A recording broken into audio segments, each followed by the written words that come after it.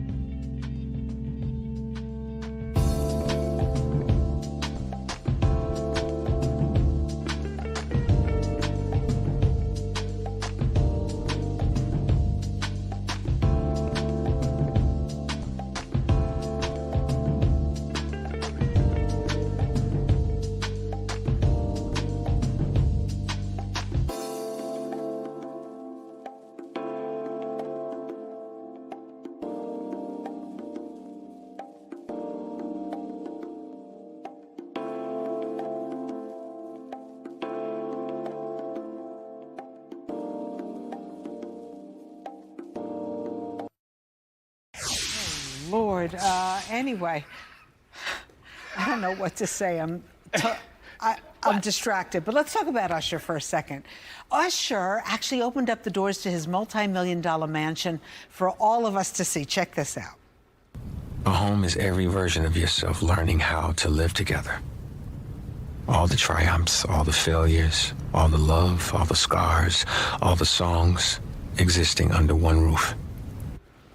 Okay, interesting. Usher invited Architectural Digest and you inside his home in Atlanta for a look at how he lives. The home is filled with art that he has collected, mementos from his career. The house features a hookah lounge, a golf simulator room, barbershop, basketball court, yoga deck. I guess he must have a recording studio too, right? Sure, it's Usher.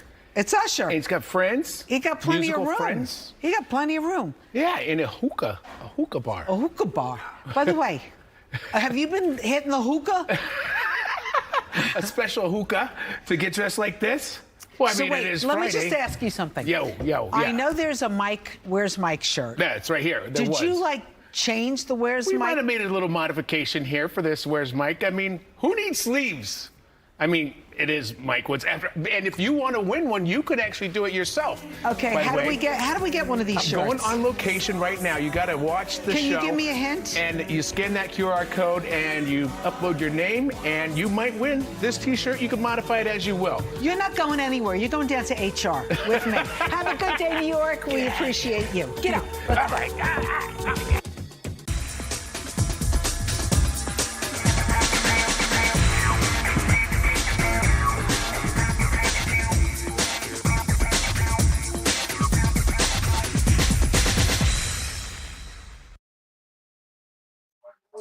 All right, Newsroom Live. It is 10 o'clock in the morning on Friday. It is August 14th. We appreciate you joining us.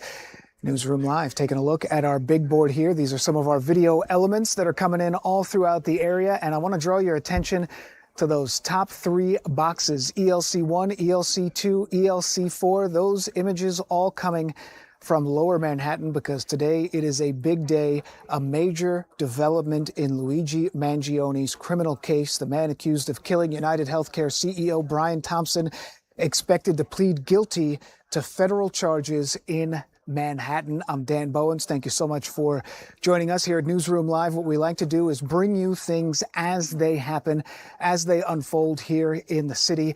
And we are expecting that there will be this update. This plea will happen at some point in the next 2 hours. And when it does, we will have the very latest information and we will bring it to you live. We also want to tell you about some other things that are happening in the city, because we do have some breaking news right now. We're going to go down to Lower Manhattan, and Robert Moses, he's with an attorney who's going to help break down some of the legal steps that are going to happen with this case. But we have breaking news. We have a shooting right next to Central Park. Let's take a look at this video. This happened in a heavily traveled area of the Upper West Side along Central Park West near West 70th Street. It's a neighborhood, of course, filled with apartment buildings, businesses, museums, major tourist attractions. Central Park directly across the street, so there is often a steady flow of pedestrians and visitors and people heading to work or school right there along Central Park West. Police say the incident began with some kind of argument between one guy and another guy, and that argument at some point turned physical. You can see the investigators on scene there, that crime scene tape, those NYPD vehicles. No one was hit, and police say at this point, interestingly enough, there's no known property damage. It's significant because of the location and the number of people. It does look like someone has been taken into custody. The possible charges here still unclear, but just to put this in context, this is a shooting right next to Central Park on Central Park West, the Upper West Side. The images just coming in from Skyfox. So when we get an update about that, we will let you know.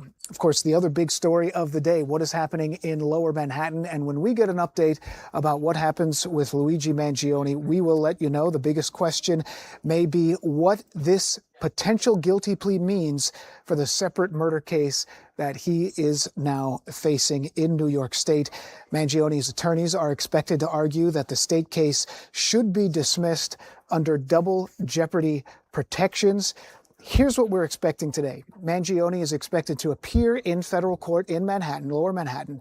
2 people familiar with the matter have told Fox News, have told the Associated Press, have told the New York Times, so plenty of sources reporting this, that he is expected to plead guilty to unspecified charges.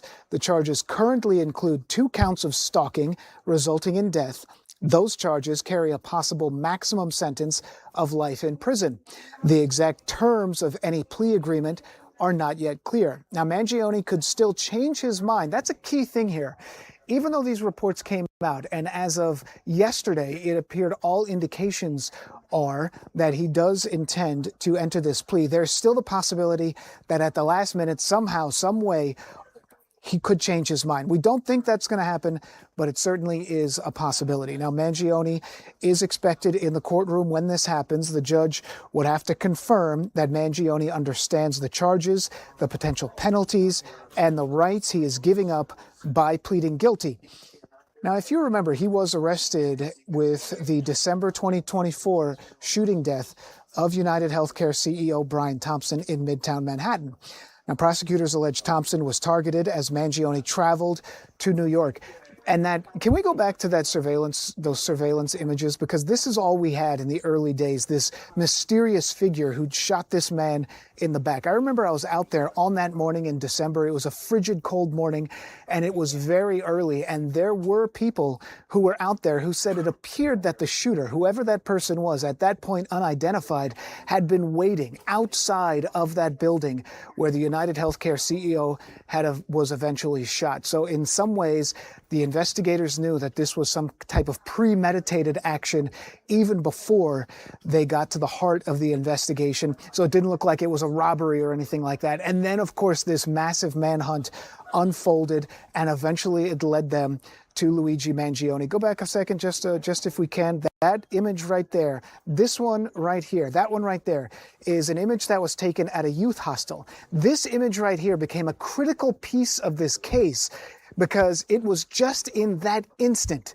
that this person who they believed was responsible pulled their mask down and, in a sense, flirted with a woman who was at the counter of the youth hostel where that person was staying. That gave investigators a clear picture of what potentially the suspect looked like. And then scroll forward a little bit on this video if we can. This is the image that we see in the back of a squad car after arrested. And then pause it right here. This is the image of Luigi Mangione at the McDonald's, or who's supposed to be Luigi Mangione at the McDonald's after they eventually did this search. This is at actually a McDonald's in Pennsylvania. Someone had a suspicious feeling about this individual in the back. They thought maybe not, this could be the person that they were looking for. They started to put some of those things together, and eventually it led them to the man they believe is responsible for the killing of Brian Thompson. Of course, this case became so high profile because of not only the way the shooter carried out this incident,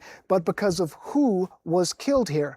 The UnitedHealthcare CEO, Brian Thompson, of course, a major figure in the healthcare industry, and the healthcare industry itself became a major focus of this case because prosecutors allege that Luigi Mangione carried out this shooting because he had a problem and wanted to draw attention to the inequities within the healthcare system. All right, so we want to bring in Peter Frankel, if we can. Peter Frankel, defense attorney, criminal attorney, not associated with this case, right? Okay.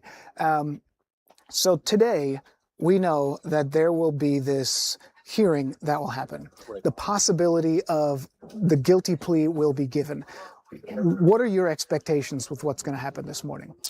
So my expectation is based not only on the emergency nature of the request, both by the government and the defense for this hearing, coupled with the fact that there's a state trial, which is scheduled in a few weeks, right, that there will in fact be a plea. There really would be no other reason to have this hearing, although I should also say that while it's an emergency in the sense that it was done very quickly, I think this move that is attributed to the defense was probably contemplated a long time ago, because part of the reason for it is to try to trigger a double jeopardy claim, which would at very least postpone the state trial, if not completely bar it. And so that's the key focus there, the double jeopardy, because even though there are different charges in federal court, which are the stalking charges, which theoretically could still land you a life sentence, stalking that results in death, that's different than the murder charges specifically that he's facing in state court. All of it, though, related to the same crime. And so in that sense, if you plead guilty to one, then New York has these strict double jeopardy laws, which you could argue, and the defense is expected to argue, would say the state case has to go away. Well, yeah, that's exactly right. The issue here is it's not an exact fit.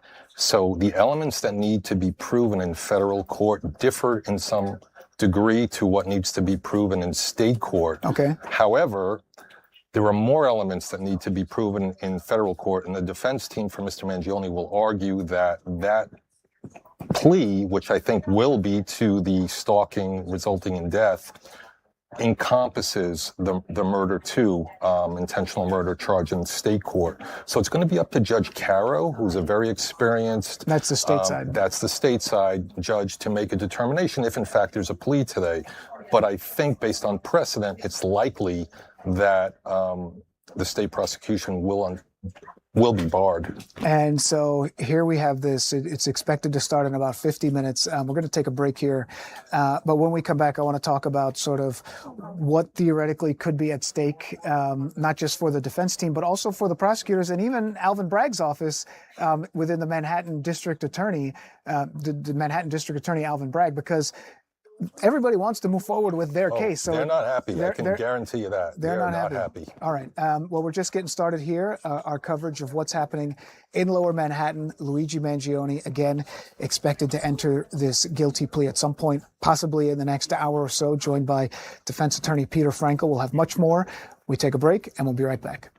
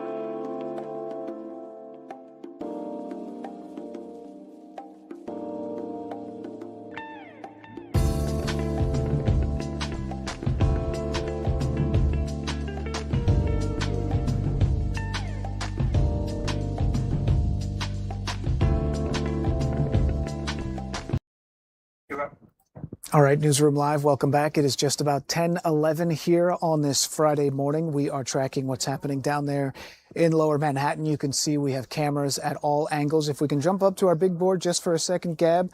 So I want to send your attention to ELC2 because that is where our reporter, Robert Moses, is on the scene this morning. And he's following everything. He's also down there with a legal expert who's going to help break down some of the key elements that we need to know. Robert, what is going on down there?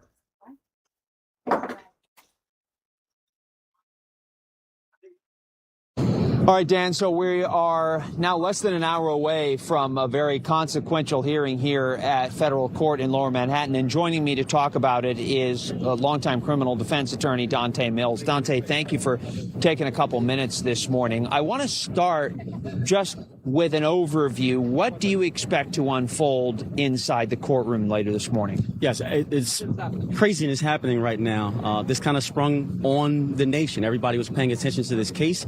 We expected that the next big thing would be the state case in New York on September 8th. But they requested this conference with the federal court judge, and the conference was given right away.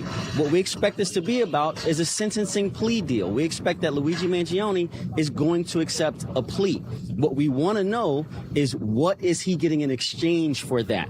We know in criminal cases, there's no certainty for any prosecutor, even if they think they have a strong case. In this type of case, you want to make sure you get a conviction.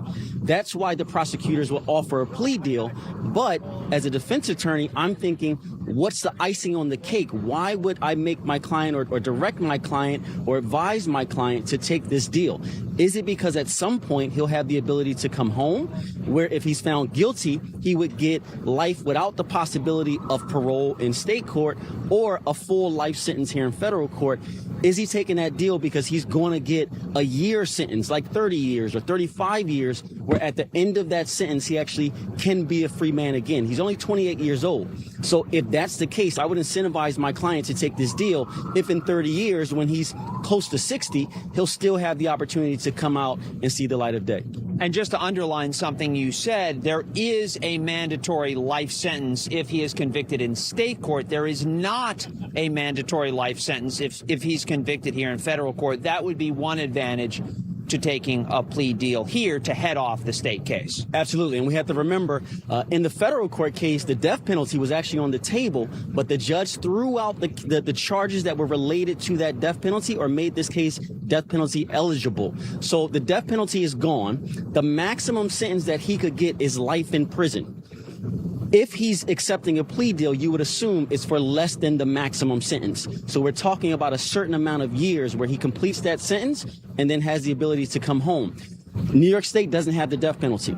So if he went into New York State court and was found guilty, yes, the more than likely he would be in jail for the rest of his life without the possibility of parole. The only other option or reason I can think he would accept a plea deal here in in federal court, is because the federal prison system is better than the state prison system. He may be listening to his lawyers who says they got you, right? They have enough evidence. The gun came in on the state court. Some of his journal that was found in his book bag, all of that stuff came in. They're going to find you guilty. Do you want to do your prison time in a federal system where it's cleaner, the facilities are better, you have more programs available to you, there's certifications you can get to help the time pass faster, the food is better? Or do you want to wait, roll the dice in state court, and maybe have to serve the rest of your time, the rest of your life in a state penitentiary, which is going to be worse conditions than the federal state prison? Do you buy the double jeopardy argument that his attorneys are making, that this would amount to double jeopardy if he pleads guilty here today and then were to face trial in state court? Is that double jeopardy in your mind? It's a very interesting thing. And with the law, there's always gray areas. That's what makes it so appealing to a lot of people, including myself, because you have to find loopholes or see what applies. In this case, when we talk about double jeopardy, the standard rule is you cannot be found guilty or prosecuted and found guilty for the same crime, the nature of the crime. It doesn't have to be named the same thing. We know in federal court, he's charged with stalking that led to murder. In federal court. In state court, he's charged with murder. So it's different crimes technically. Same underlying event. Would it qualify for double jeopardy? I believe it would, because the state law here says that you can't be prosecuted for the same crime. What New York could do, though, they could look for criminal activity outside of the murder. So not what happened in front of the Hilton, but maybe what happened at the hostel. He checked into the hostel under a false name. He had a weapon at the hostel. Could they go after him for crimes that only the New York State would have jurisdiction over, that's not included in these federal charges, simply because New York wants to prosecute him because he came into their state and committed a crime? They want to make a statement. We understand all the pomp and circumstance that was surrounding this. There was fear in New York because he disappeared afterwards. People didn't know what was going to happen, if he was going to commit more crimes, if more people were in danger. When he was caught in Pennsylvania, they brought him back here in a helicopter. The mayor was there waiting for him. So does New York State want to make a statement here and say, even if you accept responsibility for the murder, we're going to find a way to prosecute you for something else, just so it's clear if you come to New York, you're going to be prosecuted to the fullest extent of the law? We expect Luigi Mangione to speak today, right? That's called allocution. Yes. Explain that process. And are we going to hear him say yes or no, or are we going to hear more of a detailed account of exactly what he's pleading guilty to? It depends on the type of plea. So sometimes when I'm negotiating the plea with the federal prosecutors, we include in there a statement that my client reads where he acknowledges responsibility or guilt. One thing that we know for sure is he's going to have to acknowledge guilt, or the judge won't accept his plea deal. You can't walk into the court, say I'm going to take a plea, and don't say I actually committed the crime. You have to at some point acknowledge you committed the crime. Will that be a straight yes? You know, they read the charge and he says, I did that. Will he have to describe some things he did about the stalking? Because remember, federal court has jurisdiction because he stalked Thompson from one state to another. Will he have to say, I actually stalked him from this state or this location to New York in order to qualify for that plea deal? Will he have to acknowledge the killing or describe how he did the killing? That's possibilities here. We don't know how much the judge is going to require him when he's acknowledging his guilt, but for a fact, he's going to have to affirmatively say, I committed this crime. That can come back to bite him, though, because we just talked about double jeopardy. If he loses that argument and they still move forward with the state case, now you have a court record where he acknowledges this killing. That means essentially he's acknowledging responsibility in that state trial as well. Exceedingly interesting. I could ask you about 100 more questions. We're running out of time. Dante Mills, criminal defense attorney, thank you so much for taking the time. Dan, I'll send it back to you with this hearing to get underway in about 40 minutes from right now.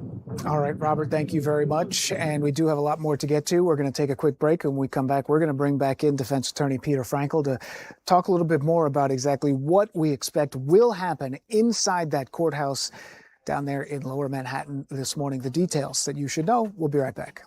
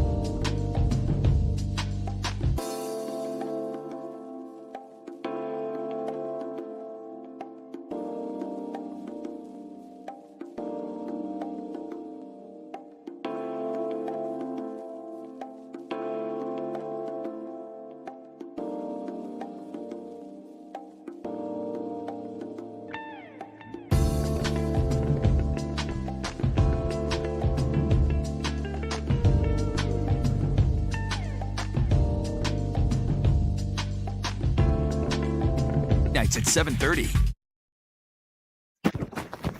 All right, we're taking a live look here in Lower Manhattan. It's about 10:22. You can see this podium that has been set up outside of the courthouse. Possibility that after this hearing with Luigi Mangione is over, that some members of the defense team, some members of the prosecution could come out and talk about it. Mangione expected in federal court today, where he could plead guilty to charges connected to killing UnitedHealthcare CEO Brian Thompson. Peter Frankel here, not directly affiliated with the case, but certainly familiar with the proceedings. What are we expecting inside the actual courtroom today if things go as it's predicted to go? So a plea in federal court is typically a protracted process where the court will directly question the defendant for a lengthy period of time, cover a lot of areas to make certain that the plea that is being offered is knowing, intelligent, voluntary. So there'll be a lot of back and forth between, it could take 45 minutes, sometimes longer. So in a sense, it'll be, will it be more so than just, because if you've been to court and you've been a part of these proceedings and there is this guilty plea, sometimes it's as simple as, do you understand the charges against you? Do you agree that this is what you've agreed to? Will it be a little bit more detailed than that, extensive, or is that sort of the nature of what we're looking at? I think it will honestly likely be what we usually would expect in federal court for a plea. What's a little bit different in this case, and obviously nobody knows what's going to happen, but assuming there's going to be a plea, typically there's a plea agreement between the government and the defense team that is pages and pages, and the defendant has to go through it with his attorney prior to getting to court, has to be signed. I don't expect that we're going to see that here because this is not really a negotiation between the government and Mr. Mangione. So not necessarily he's not taking a deal in a sense. I mean, it's not that kind of the way that's framed sometimes. Is that kind of what you're saying? Exactly what I'm saying. And I'm expecting, because there's an indictment, that Mr. Mangione will likely plead guilty to the actual charges in the indictment for a couple of reasons. Number one, and most importantly, he's got to plead guilty to a murder-related count in federal court if he wants to then go to state court and try to trigger a double jeopardy claim. So for that reason alone, I would expect that it's going to be a plea to the top count. As opposed to sometimes when you have a murder charge, sometimes you plea it down to like a manslaughter charge, and that way there's no trial and everyone can kind of wipe their hands of it. That likely will not be the case in this situation. That's exactly right. Couldn't have explained it better, yeah.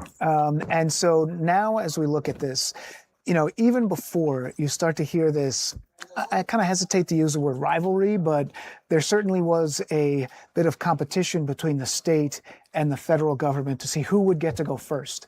And in some ways, the state had kind of won that race because the state trial was expected to begin on September 8th, and the federal case wasn't going to begin until later. And now we're, as dramatically a flip-flop as you can get in that sense. That's exactly right. There was early on a lot of arm wrestling going on between the feds and the state with respect to who was going to go first. And to your point, that's because the specter of a potential double jeopardy claim was always looming in the minds of the Manhattan DA's office because they feared that one day this day could happen where they're going to be staring at the barrel of a double jeopardy claim by the defendant. And remember how much work they put into this, right? Of course, yes. This was weeks and weeks of hearings, 20 witnesses. They are very invested in this case. And at one point, Judge Caro, the state judge, said, look, the double jeopardy claim by the defense is premature at this point, but now it's going to be revisited if there's a plea today.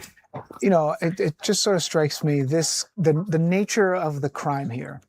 It's more than just someone who has assassinated someone on the street, because the prosecution has always alleged, and they say the evidence is pretty clear, that the suspect here, Luigi Mangione, carried this act out in a sense as a vigilante justice to draw attention to the healthcare system, to draw attention to the inequities, that the healthcare industry is making too much money, and Brian Thompson is an example of that. And some people had argued that to stay true to that, Mangione would want there to be a trial. So these things could be debated. These things could come out in cable news, and people like yourselves and I would have to kind of talk about whether or not that should be allowed. But if this happens, that'll never happen. That's an excellent point, because from the inception of this case, there's been zero expression of remorse, right? Right. There's been, and these are all factors that when it comes to sentencing, a court is obligated to consider. Now, he's going to presumably take a plea today, in which case he's going to admit his guilt. He's also going to have the opportunity to make a statement before he gets sentenced. Interesting. However, this entire time, you know, he's been a little smug. He's offhand comments that he's made from time to time, things of that nature. So it's going to be interesting to see how this plays out. You know, and in that way, it seems like he's listening to his attorneys as opposed to maybe kind of what the overall initiative is going to be. Well, he's really backed into a corner now. All right, Peter, we got to take a break. We're approaching 10:30. We're also going to go out to Long Island. Very separate issue, but President Trump is visiting the island today. He's going to be campaigning with Bruce Blakeman, the Nassau County executive. Already some protests that we're seeing. We're getting some live pictures here. We could show the big board here if we can, just for a second. I don't know if we can see it over on Live View 7. Anyway, we'll take a break and we'll come back and take a look at that.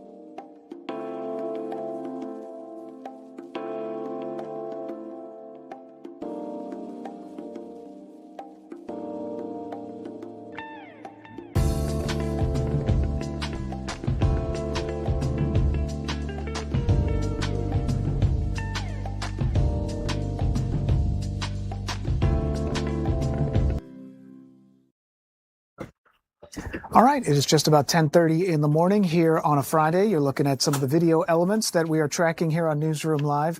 Obviously, the top three that you're looking at there, that is down in Lower Manhattan. We've got a lot of cameras, a lot of resources dedicated to what is happening with Luigi Mangione. We are expecting a guilty plea at some point this morning. The hearing expected in about 30 minutes. But I want to draw your attention now to Live View 7, because this is happening at this very moment. President Donald Trump is expected on Long Island today for a public safety event in Nassau County, but in reality, this is essentially a campaign stop, and what the president hopes will be a campaign boost for Nassau County Executive Bruce Blakeman. This is an anti-protest. These are folks who are rallying against the president, rallying against Bruce Blakeman. You know what? Let's get a little bit of a feel for what is happening on the ground there. So bring me down. Let's bring it up. I don't know exactly what they're going to say. Hopefully they're using okay language. So let's take a listen. All right, so we can't hear anything there. For some reason, the audio is not there. But Jessica Formoso, where is this happening, Jessica? So this is in Nassau County, right there by. If I'm going to just do just the streets by where they are is Endo Boulevard and Perimeter Road by Nassau Community College. There, if you know East Meadow, Garden City area, that's where they are. Okay. Just look for those folks who are not from Long Island, because I'm going to say Endo Boulevard and Perimeter Road. You may not know where it is, but it's in that vicinity there. They're close to the police academy, because that is where President Trump will be later today with the county executive, Bruce Blakeman, alongside Bruce Blakeman. So they are protesting just about half a mile down from the academy, from the training academy there. You live on the island. I do. Is this in your neighborhood? Is this practically speaking, and then we'll talk about the politics, but practically speaking, when the president comes to town, there's disruptions. There are a lot of traffic restrictions. So we are being told that between 1 and 5 p.m., there are going to be street closures in and around Garden City, the towns surrounding it, which is East Meadow,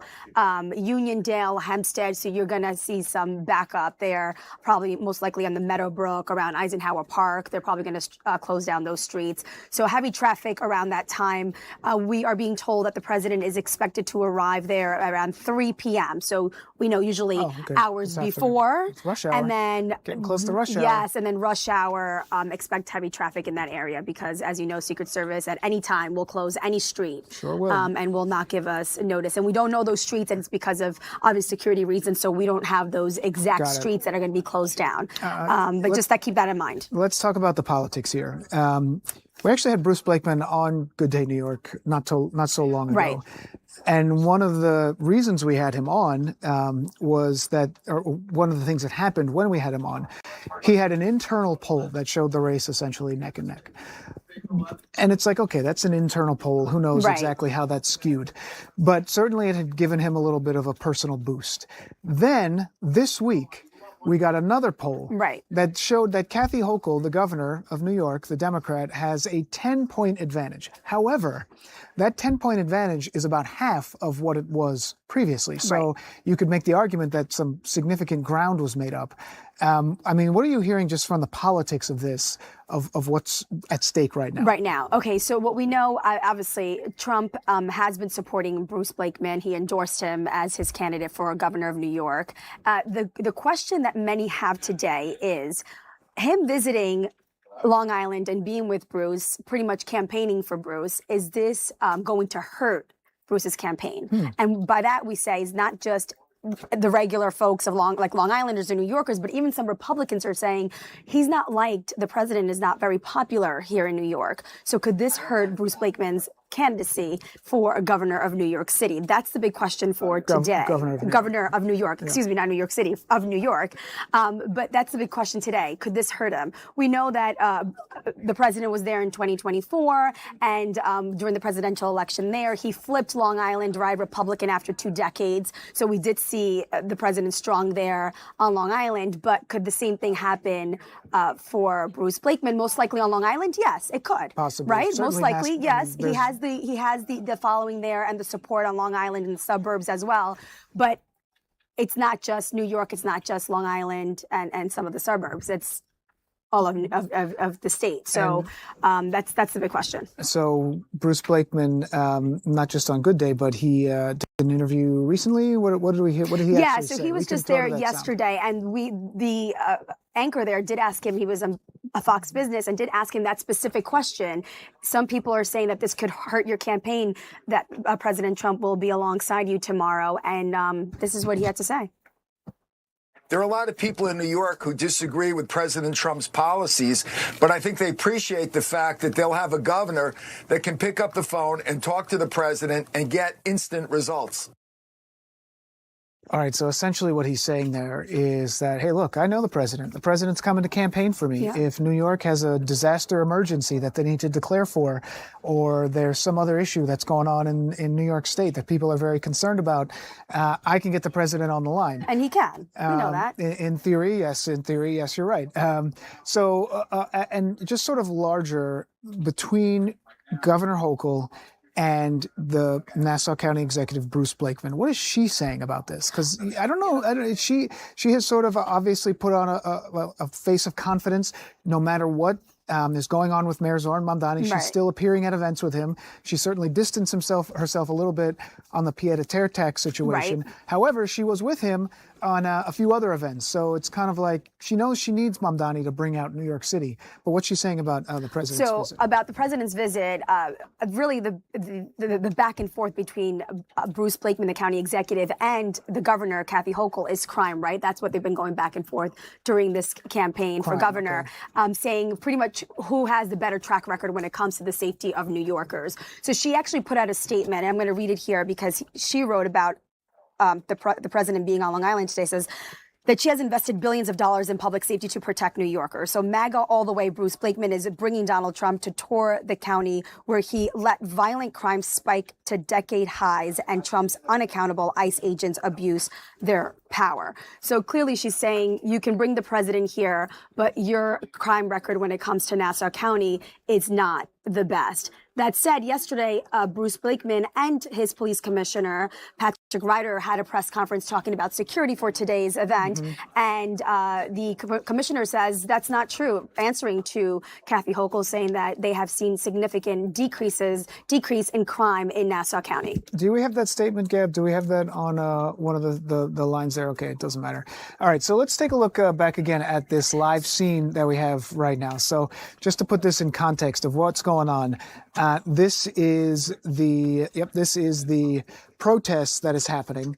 This is not hundreds of people. This is more in the dozens of people category at this moment. But this is the anti-MAGA, anti-Trump protest that is going on right there. Because if you missed the earlier part of what Jessica Formosa and I were talking about here on Newsroom Live, it is that President Donald Trump will be campaigning with Nassau County Executive Bruce Blakeman, and that will be happening. What time did you say it'll be happening? At 3 o'clock, we're expecting the president to arrive at the police academy there in Garden City. And this protest here, Dan, we were told that the lieutenant governor candidate, Adrienne Adams, was going to be at this protest here at 10:30 this morning. I have not seen her there. But these residents here are obviously also protesting the high cost of groceries and healthcare and housing. So you do see some of those signs there that's saying, my milk is too high. That's where they're out there protesting as well. This is going to happen throughout the morning here. I'm sure they're going to be out here possibly close enough until the president arrives there at the police academy, which I say this is about half a mile away from where the president will be later today with Bruce Blakeman. The president expected to talk about crime also and highlight the crime record in 2025 last year. And he's going to be there with Todd Blanche, and the FBI director also, Patel, will be joining the president. All right. Jessica, thank you very much. I don't know, have you seen the little game we play of Where's Mike? Oh, yes. I'm good at that game, actually. Are you good? I am. Can I get that T-shirt? We do have... sorry. I didn't mean to ignore your question. But wait a minute. Take this down. This is not the right one. Put up the other one. There we go. All right. So let's take a look at the graphic real quick, because we do want people to scan the QR code. Let's see. Where scan is the Mike? QR code. Where's Mike? There he is. Can I All right, you can scan it. Okay, so all you got to do is scan that QR code right there. Enter for a chance to win a limited edition Where's Mike t-shirt. Did you see what was on the graphic? Did you see it? Okay, so let's take a look. No, let me we see. do It says enter for a chance to win this graphic right here. Yeah, so we're going to take a break, but I want to take a quick look at Mike Woods because I know he's on the line.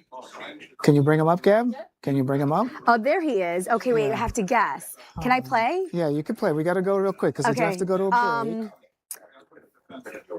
break. He's in Manhattan. He's okay. Very good guess. That doesn't count. Okay, Upper Manhattan, Inwood section of the city. All right, Mike, are you in the Inwood section of the city? And No. No, he's not. I think he's muted.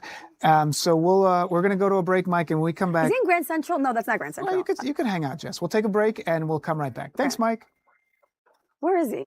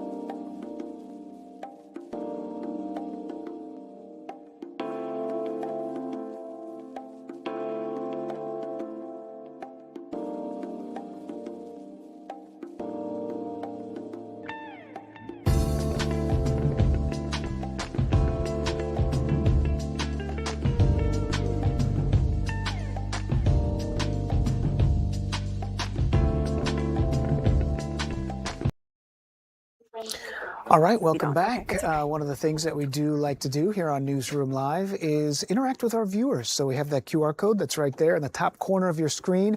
That's the one if you want to chime in for what is happening on the broadcast. And we do appreciate it. Some folks have sent us pictures, and we have had a lot of very happy remarks. And this is from Margie Ritchie from Brooklyn. What's up, BK? She says, hi, guys. Happy Friday. I hope to find you, Mike Woods. Oh, yes. I'm looking for you. Okay. All right. Well, Margie, let's grant your wishes here. So let's bring in Mike Woods. If people were watching closely, there was a graphic that popped up that may have had his location. I may have gotten a snippet of that, but Jessica, I know you didn't. I did not. So I know you don't have the earpiece, so I'm going to narrate it a little bit. So let's He's go at a public pool. Let's go Big Mike, Little Dan, and Jess. Big Mike, Little Dan, and Jess. So Mike, there he is. All right. So Mike, give us some clues about where you may be this morning. Well, this is an Upper East enclave, which we've been to live on Good Day New York, but it was way back in the day. And this is the first time I've been here since probably about 12 to 15 years on the Upper East Side. It's very popular. Upper East Side, a popular destination. A lot of folks around. A lot of people in the park. Exactly. Let me pan it around. I see a pool there. Oh, she sees a pool, Mike. I see a pool. She sees a pool. So what are the pools There's up that way? There's a pool in the background and a whole lot of kids out here. It's on the Upper East Side. So we're going to go. Lots of things to do. We're going to go generic guess. You know what? It's not. What's the one that's right there on the water? Oh man, Forest Greens, not Asphalt Greens. Are you at Asphalt Greens? Oh, Asphalt Green. Good guess. Good guess. Are you at Asphalt Greens? That's not it. No. No. All right, Mike. Nope. Another Upper East Side enclave with all kinds of things going on, including I mean, check it out. The tennis courts. We got. There are tennis courts there too. Uh-huh. What park is that? Oh yeah. Wait a Did you minute. know that was That's here? the Oh, John Jay Park. Oh, Mike Woods, John Jay Yes. Park. You got us. You got us real good, Mike. Exactly. John Jay Park. Exactly. This is good stuff. So yeah, just in case you didn't know about John Jay Park, it's here on the Upper East Side, and yeah, we're on 77th and basically the East Side over at the FDR, and it's a cool 77th. park with like the Okay. kiddie Well, I playground mean, I guess it's not and Upper tennis Manhattan. courts, Upper East. I and, tried. and look how popular it is. Don't Mike- you love when kids are on that little rope thing? I do. Go for it. Mike, are you allowed? You're not allowed to go in the pool, right? You can't take a dip. Well, He had his swimming shorts. Do you have your swimming trunks on? I do, and I was real hopeful for that too. As a matter of fact, so Let's take I a was stroll to the hoping pool. that was going to happen. Let's walk to the pool. Here's the pool. Exactly. I wore my swim trunks just for this. But I just walked up to the powers that be. They told me it doesn't open until 11. Oh, did you tell them who And you let me are? tell you something.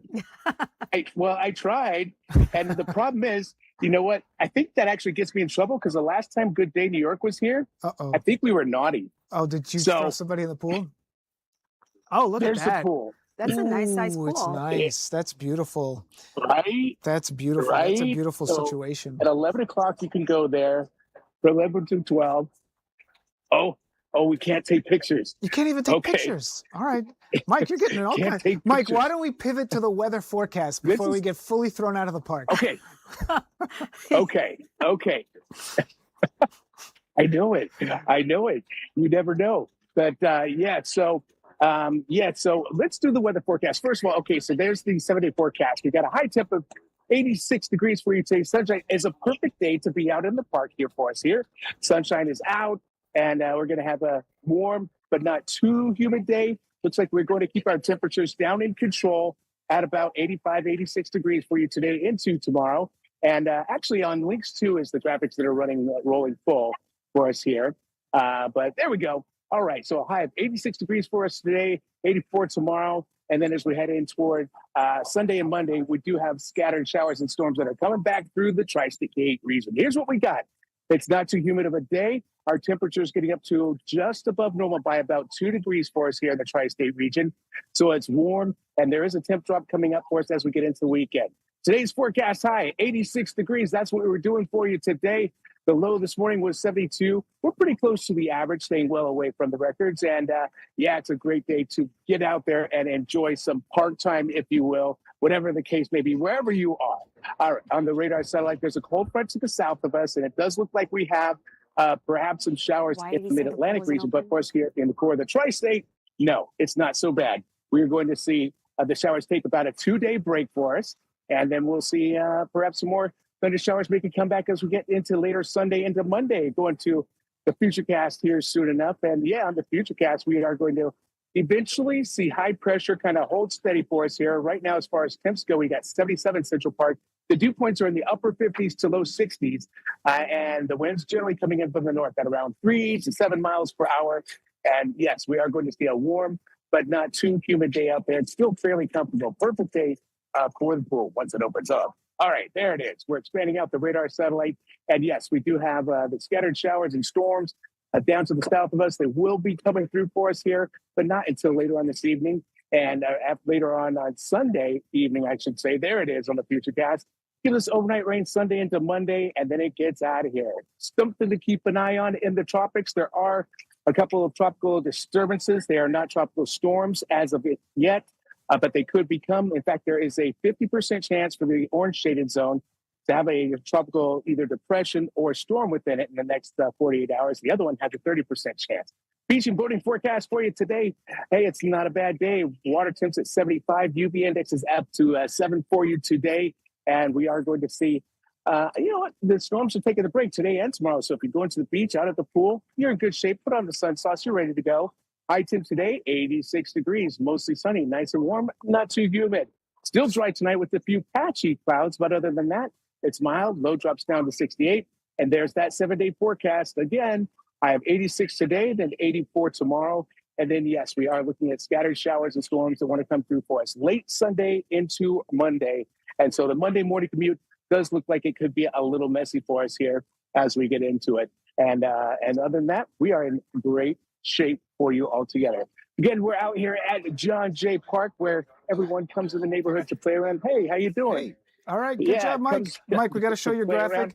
We're going to show your graphic one more time. But first, before we do, there's the Mike graphics. If you want to scan that QR code right there, you can scan it. You can enter to win the Where's Mike contest. Limited edition T-shirts. We've had hundreds of submissions, and we are narrowing down the winners, which we should be able to announce next week. But keep them coming.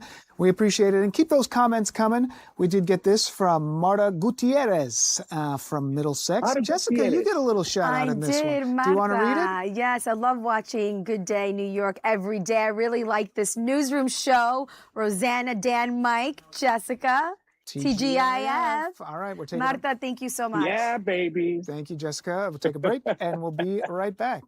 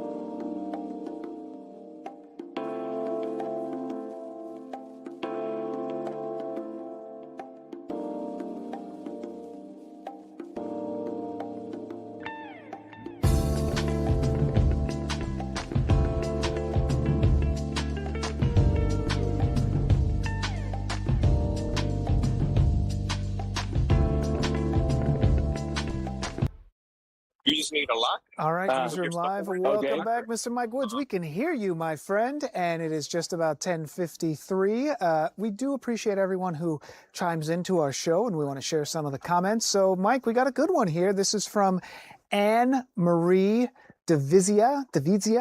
I absolutely love this show. The best one on all of Fox. Thank you, Dan and staff, and definitely thank you to all the staff working through so much of what we have to do here. And this one, look at this. They found you out in Edgewater, Mike, watching with my husband and 2 naked cats. I don't know what that looks like. This is the best part of our day, watching you, Mike. That's got to be good to hear, Mr. Mike Woods. What do you think? I love it. People are catching me everywhere. And trust me, every day, everywhere it is that I go, folks have something to say here. And we're out here at John Jay Pool. Several folks went by. I think this is where people bring their kids to come, spend some of that energy, go to the pool. It opens at 11 o'clock. It's free. You got to bring a lock. And it does have a little closing hour so you can clean up in the middle of the afternoon, somewhere around 2 o'clock or something like that. 2 to 3, something like that, or 3 to 4. 3 to 4. Okay, I'm getting information from my friend over here at the same time. But yeah, it's a free pool here on the Upper East Side. You can come check it out. People are lined up already behind me for the 11 o'clock opening, mostly adults, I notice. And yeah, John Jay Park with the pool. By the way, yes, Good Day does have a presence here from the past. I think we might have jumped in the pool just a little bit ahead of schedule. It was like supposed to be opening day. We might have jumped in that pool a little bit early. It wasn't my fault. It's one of my former coworkers I know. who was trying to stir up the troubles. But now we can at least come back, and I just won't claim his name. I got it. And shout out to Francine from Jamaica, New York. Fantastic end to the week. The pool. Wow. Enjoyed this week's news segments. Thank you, Francine. We'll take one quick break. Let's show the Where's Mike graphic one last time. And we'll be out of here for this break. And we come back, we're going to check in again with what's happening in Lower Manhattan. There's the QR code. There's the T-shirt. Where's Mike? The contest. Mike's location today is the John Jay Pool. You just got to follow those instructions. Somebody from our team will contact you if you are the winner. Make sure you respond because we'll be announcing those winners next week. Mike Woods, thank you so much. We'll go to a break and we'll be right back.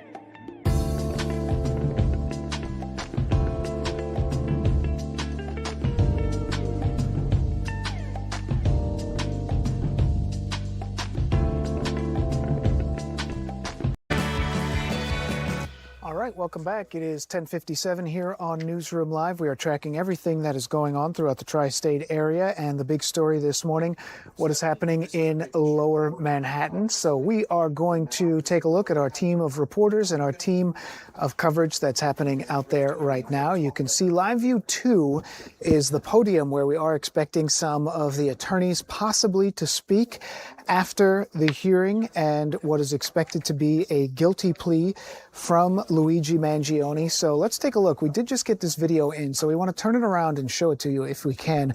This is the defense team for Luigi Mangione. These are his attorneys who are walking into the federal courthouse this morning, and we do think that in just a matter of maybe within the next hour that Luigi Mangione will enter a plea, changing his plea from not guilty to guilty in this federal case. His defense team includes Karen Friedman Agnifilo, Mark Agnifilo, and Jacob Kaplan. The federal counsel is Avi Moskowitz, who was appointed early on, and so we'll be keeping track of exactly what's happening. He, of course, is 28 years old and looking at the possibility of spending the rest of his life in prison. It is a major development this morning. The man accused of killing UnitedHealthcare CEO Brian Thompson, Luigi Mangione, expected to plead guilty to federal charges in Lower Manhattan. But the biggest question may be what the plea means for the separate murder case he's facing in New York State. Mangione's attorneys are expected to argue that the state case should be dismissed under double jeopardy protections. Mangione is expected to appear in this federal courtroom. It starts in about 30 seconds. It does appear that all parties are inside of the courtroom, and it does appear that even Brian Thompson's family, the victim in this case, is in the courtroom as well. It is 11 o'clock here, just about 10 seconds. And so we want to go back out to the courthouse, and Robert Moses there with a defense attorney who is not associated with this case but does have some legal insight. Robert, take it away. Yeah, Dan. So Luigi Mangione's attorneys just walked past us just a few feet away. Dante Mills and I were right next to them. They didn't say anything, but what must they be going through right now as they prepare for this hearing to start imminently? There's going to be some backlash, for sure, from people who believe that he should not be given a plea deal. There's going to be some celebration from people who believed in what he did, no matter how horrific it was. One thing that we didn't address that I think is worth talking about is Alvin Bragg is going to be pissed. Alvin Bragg. The state of New York is going to feel like their thunder was taken away from them. Somebody came into their state, committed a horrific crime, and they don't get to deal out punishment. They're not going to be happy about that. So when they come out of this federal court building today, these attorneys, they're going to have to talk to the state prosecutors because that case is still pending, and they're going to have to try to negotiate. Are they going to keep trying to go after these charges, or are they going to let it go? Maybe try to get something in exchange so the state gets their moment. Maybe Luigi Mangione's attorneys do that. They say, okay, listen, pick a charge. We'll accept responsibility for it, so you get your moment, and you let that murder charge go away, so we don't have to get into the mud with that fight. It's going to be some back and forth though, because you have three different parties here: the federal government, New York State, and Luigi Mangione, all jockeying for the best outcome for themselves. You've been in front of Judge Margaret Garnett before. You said she runs a pretty tight ship. This will be a pretty streamlined process today. You expect it to take maybe half an hour or so? Yes, federal court is very, they're succinct.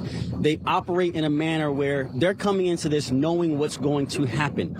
Once this case gets going, the judge is going to lay out the procedure. They're going to walk through if this is in fact a change of plea where he's accepting responsibility. They're going to walk through that. There's an allocution that has to happen. There's rules and regulations that the judge has to give to the defendant, have to let them know they have the right to a trial, the right to an appeal, the right to an attorney of their choosing. You want to make sure that the defendant understands these rights.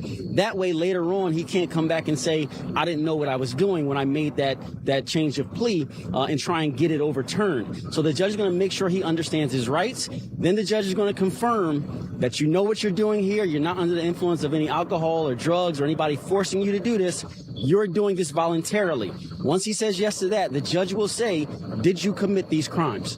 We don't know if he's simply going to say yes, if he's going to be forced to give some kind of recount of how this murder happened or how he was stalking from state to state. But he is going to have to accept responsibility verbally for the crimes that he's pleading guilty to.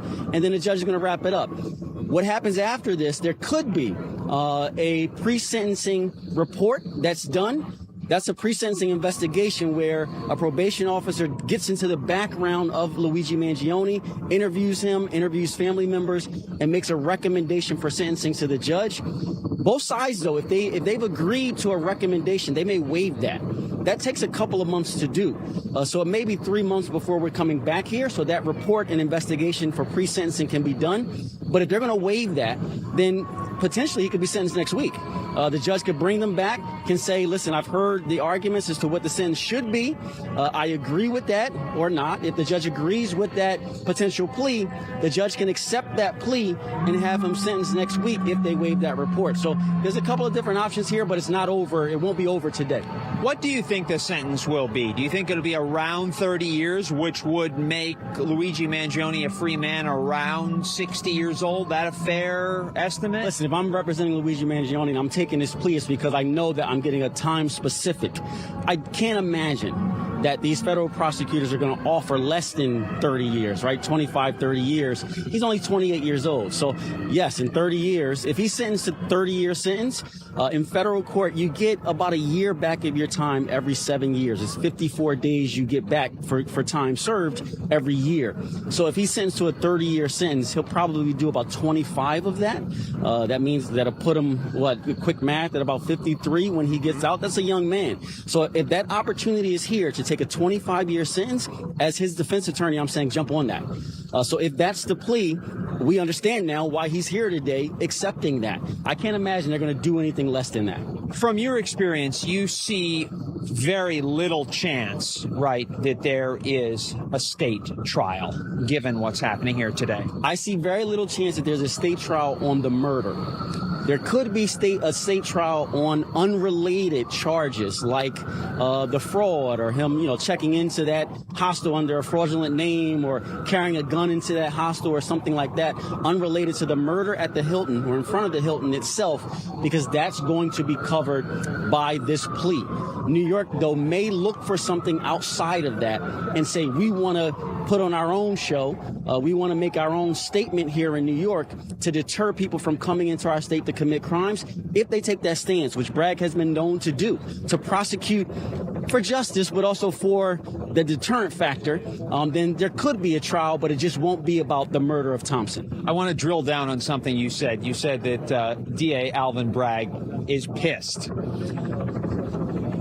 What is he upset about in your mind? Not necessarily that the feds actually charged Mangione, right, but that they offered him some kind of deal. Yes. So in the charging stage, I think it was appropriate and the right thing to do for everybody possible to charge him.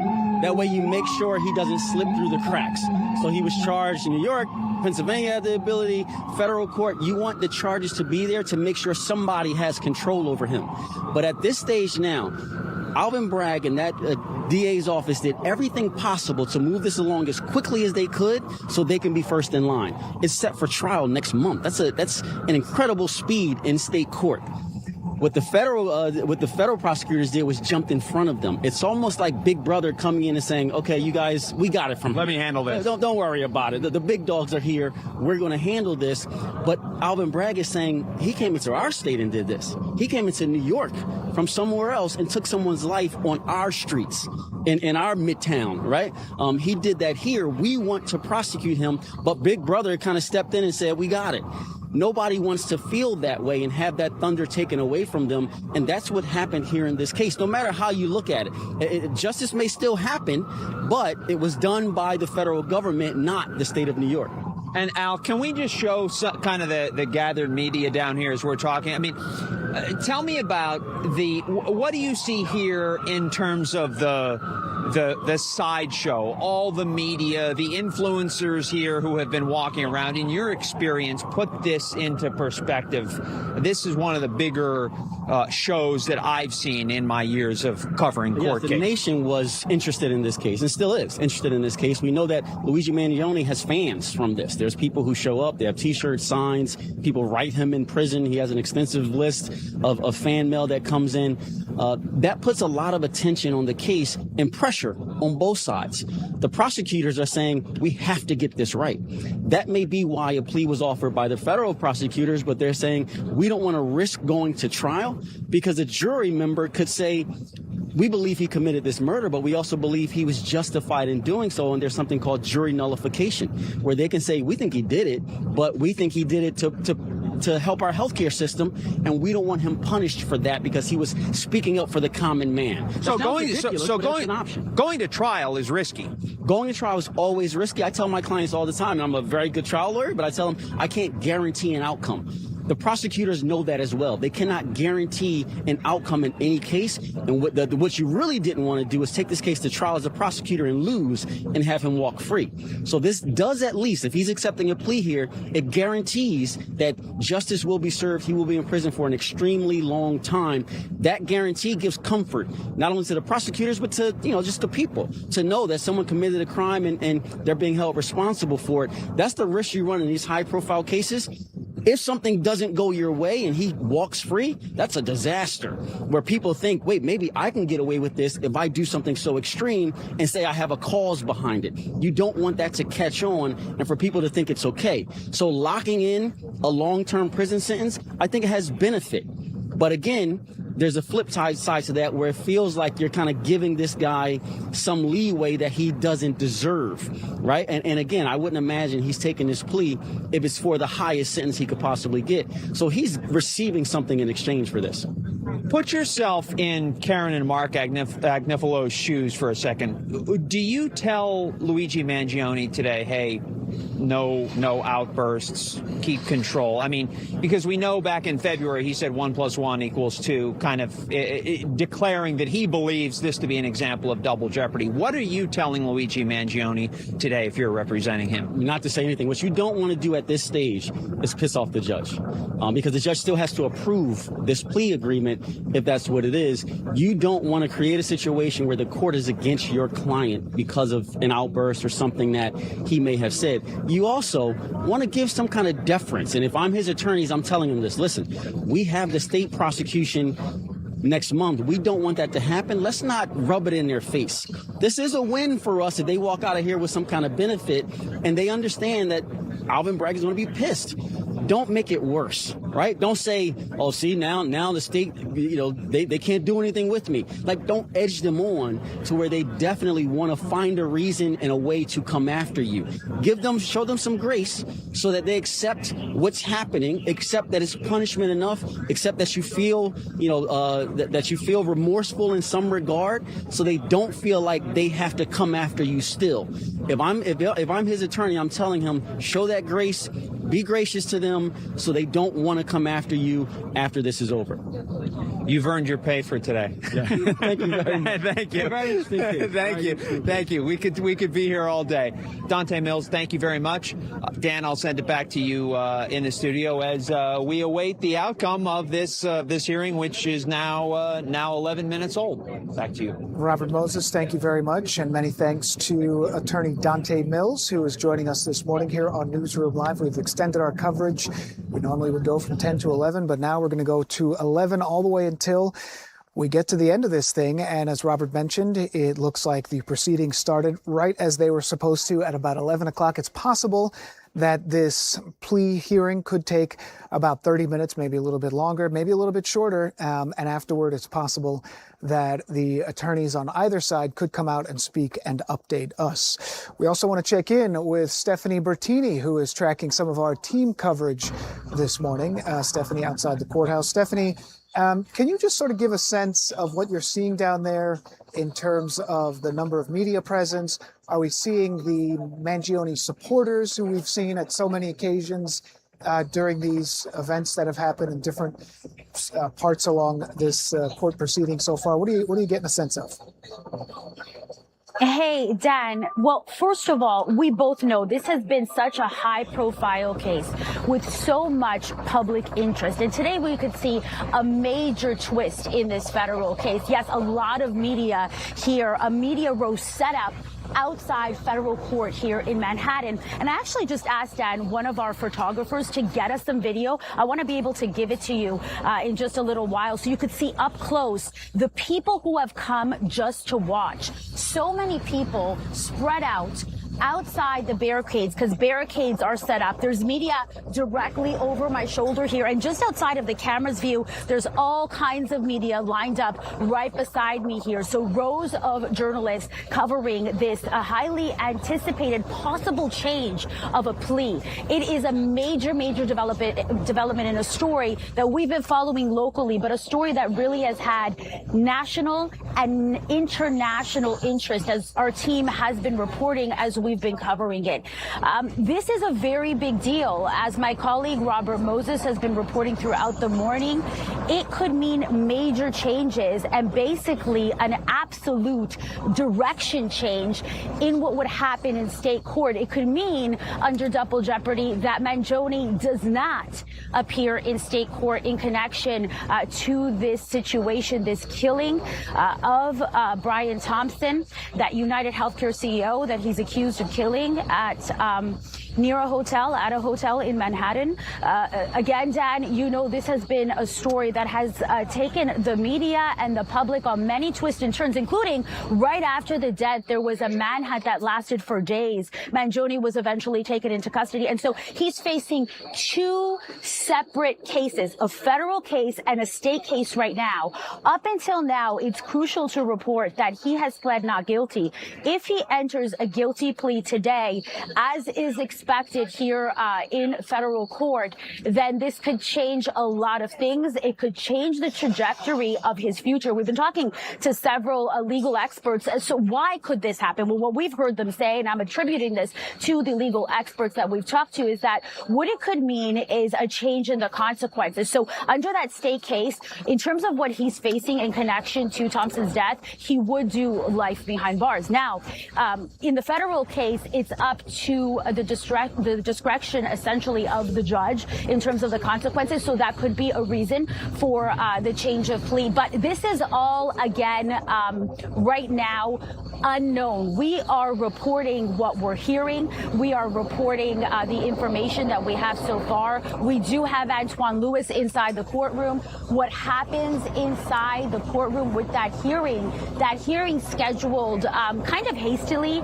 both sides in terms of Mangione's attorneys and in terms of the federal prosecutors, they wanted this to happen. So again, we are expecting that he will essentially change his plea from not guilty to guilty, Dan.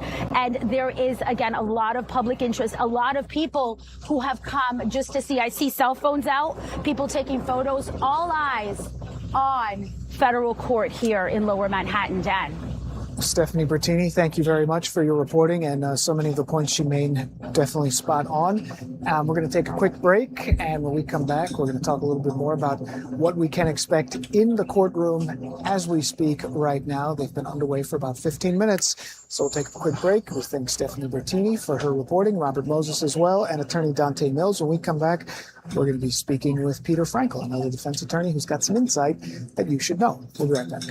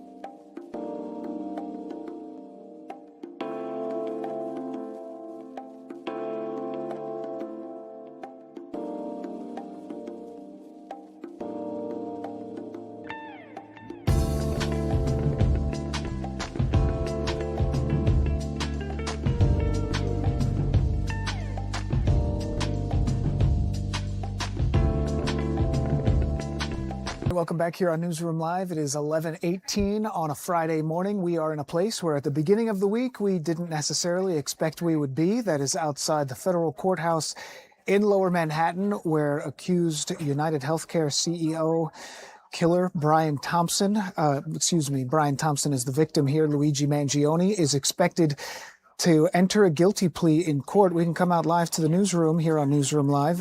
Defense attorney Peter Frankel, thank you so much for joining us. They just handed me this a second ago. This is from the Associated Press. It says, Luigi Mangione's lawyers tell judge he plans to plead guilty in federal case in killing of the UnitedHealthcare CEO, Brian Thompson. So what we were expecting. Right, 100%. There it is. That's really the only reasonable explanation for having this hearing today. The defense team really couldn't wait much longer with the state trial coming up so quickly.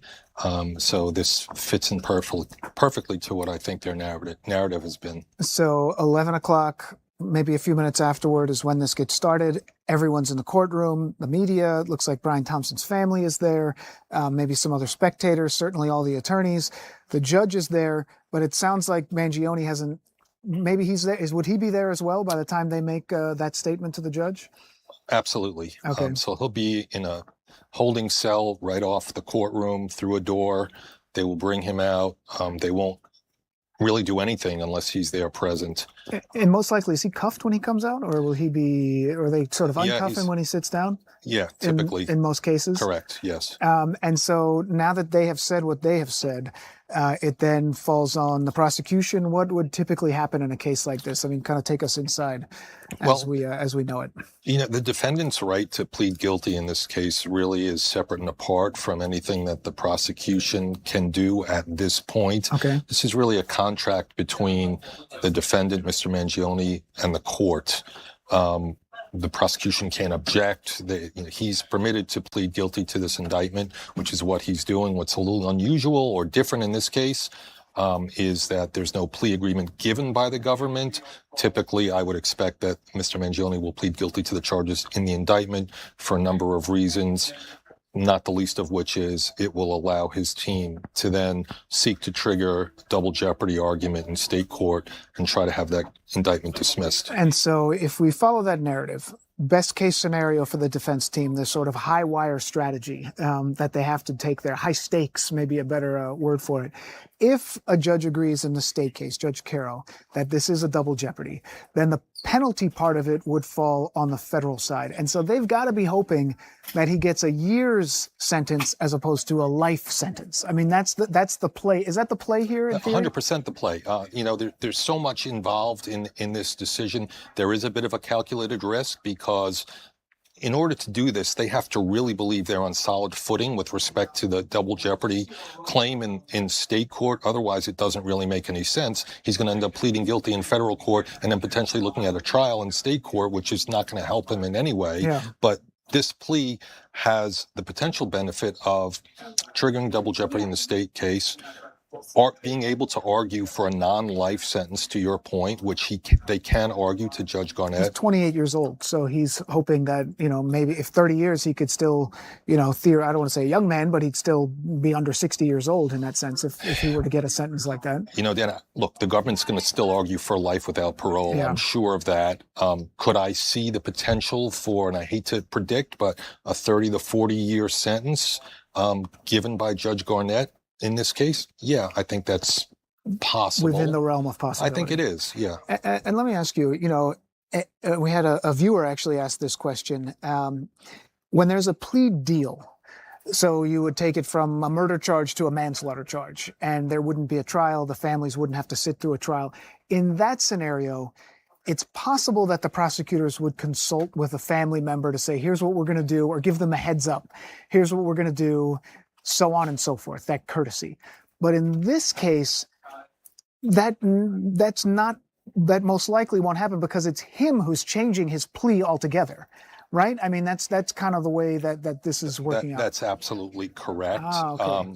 In fact, in the vast majority of cases, the prosecutors are supposed to consult with the victim's family and let them know what they're planning on doing and get feedback. In this case, because there was a hearing that was called for by both the government and Mr. Mangione's team, I'm sure Mr. Thompson's family was made aware of what was going to be happening today in the courtroom. But not necessarily told that this is what we want, but because at the beginning of the case, you have a right to plead guilty or not guilty. Right. He pleads not guilty in the beginning, and then that sets off the stakes of what's going to happen when you have your trial and all that.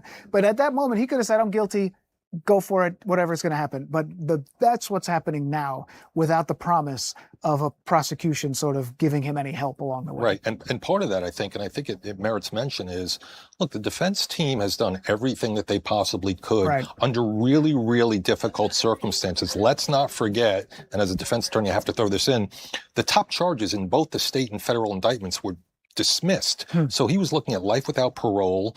And he was looking at the possibility in the state case and the possibility of the death penalty in the federal case. Yeah. So they've done a tremendous service to him. Unfortunately, they're running out of runway, and now this is the last card that they have to play.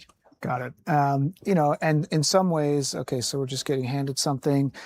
According to Fox News Channel, U.S. attorneys walked in on side entrance of courthouse at 10:53. We do have some of that video here. Okay, so this is, and he's got a top defense team. I mean, the Agnifilo husband and wife, and Jacob Kaplan, I believe, is the other gentleman's name, who's involved in the team. So they walked in. I mean, this is sort of some of the video that we were able to pick up. We heard Rosanna asked you earlier, and I think some people have maybe crossed their minds as well. But you hear about, the federal prison is better than going up to Sing Sing. Or, doing your time with the feds is better than doing your time with the state prison. Is there anything to that? I think there's something to it, although not enough necessarily. I mean, look, no matter how you slice it, he's going to do a very significant amount of time in whatever prison he ends up in. So for that reason, I think to the extent that he wants to be in what he perceives to be a better, maybe slightly more comfortable place, that makes sense. I think, in my experience, defendants, given the option, would prefer to do a sentence federally rather than the state. But you have to remember, he's going to be convicted of a murder charge, so he's not going to some country club federal prison. Would that be a supermax kind of situation? I don't know if it'll be supermax, but it certainly won't be a minimum security location. Okay. And it won't be in New York. It's not going to be in New York because it's a state trial. If you were convicted and you were sentenced, you go to state prison. Right. For the most part. Right. Federal case, you could go. He could just regionally wherever it's going to sort of work out. I don't want to get too far ahead, but in theory, he still is a high-profile prisoner.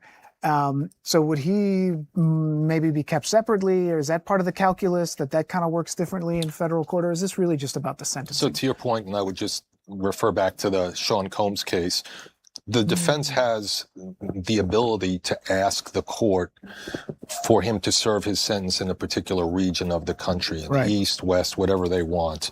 And the court can make a recommendation to the Bureau of Prisons with respect to where the time is actually served. It's not binding on the Bureau of Prisons, but certainly the defense can ask for him. His family is from California. Can he please serve his time on the West Coast? Okay, so we're going to go to a break here in just a second. But I hope we can bring this up on the computer when we come back, because it looks like the New York Times is sort of giving a running dialogue of what's happening inside. And it looks like he was just asked about his mental state.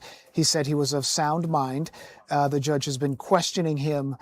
And so those are the type of questions that you were expecting. So a defense attorney is going to go through these questions. Having done this myself and Mr. Agnifilo thousands and thousands of times, you're going to sit with your client and you're going to go through every single question that he can be expected to be asked from the court. So he's answering this question. It's essentially a script of questions that the court must ask in order to ensure that this is a knowing, voluntary, and intelligent plea that's being taken. But Mr. Mangione is not going to hear a question that he hasn't already been prepared for. Got it. All right, Peter Frankel, thank you very much. My pleasure. So much appreciated, so much insight. I feel like I learned something new every time we talk. So we're taking a live look at the courthouse right now. It appears that we are not at the end of this. We are still very much in it. Stick with us here on Newsroom Live, because we're going to bring you these things as they happen. When we get an update, you'll get an update. We'll be reacting to so much of this news just as you are. We'll take a break and we'll be right back.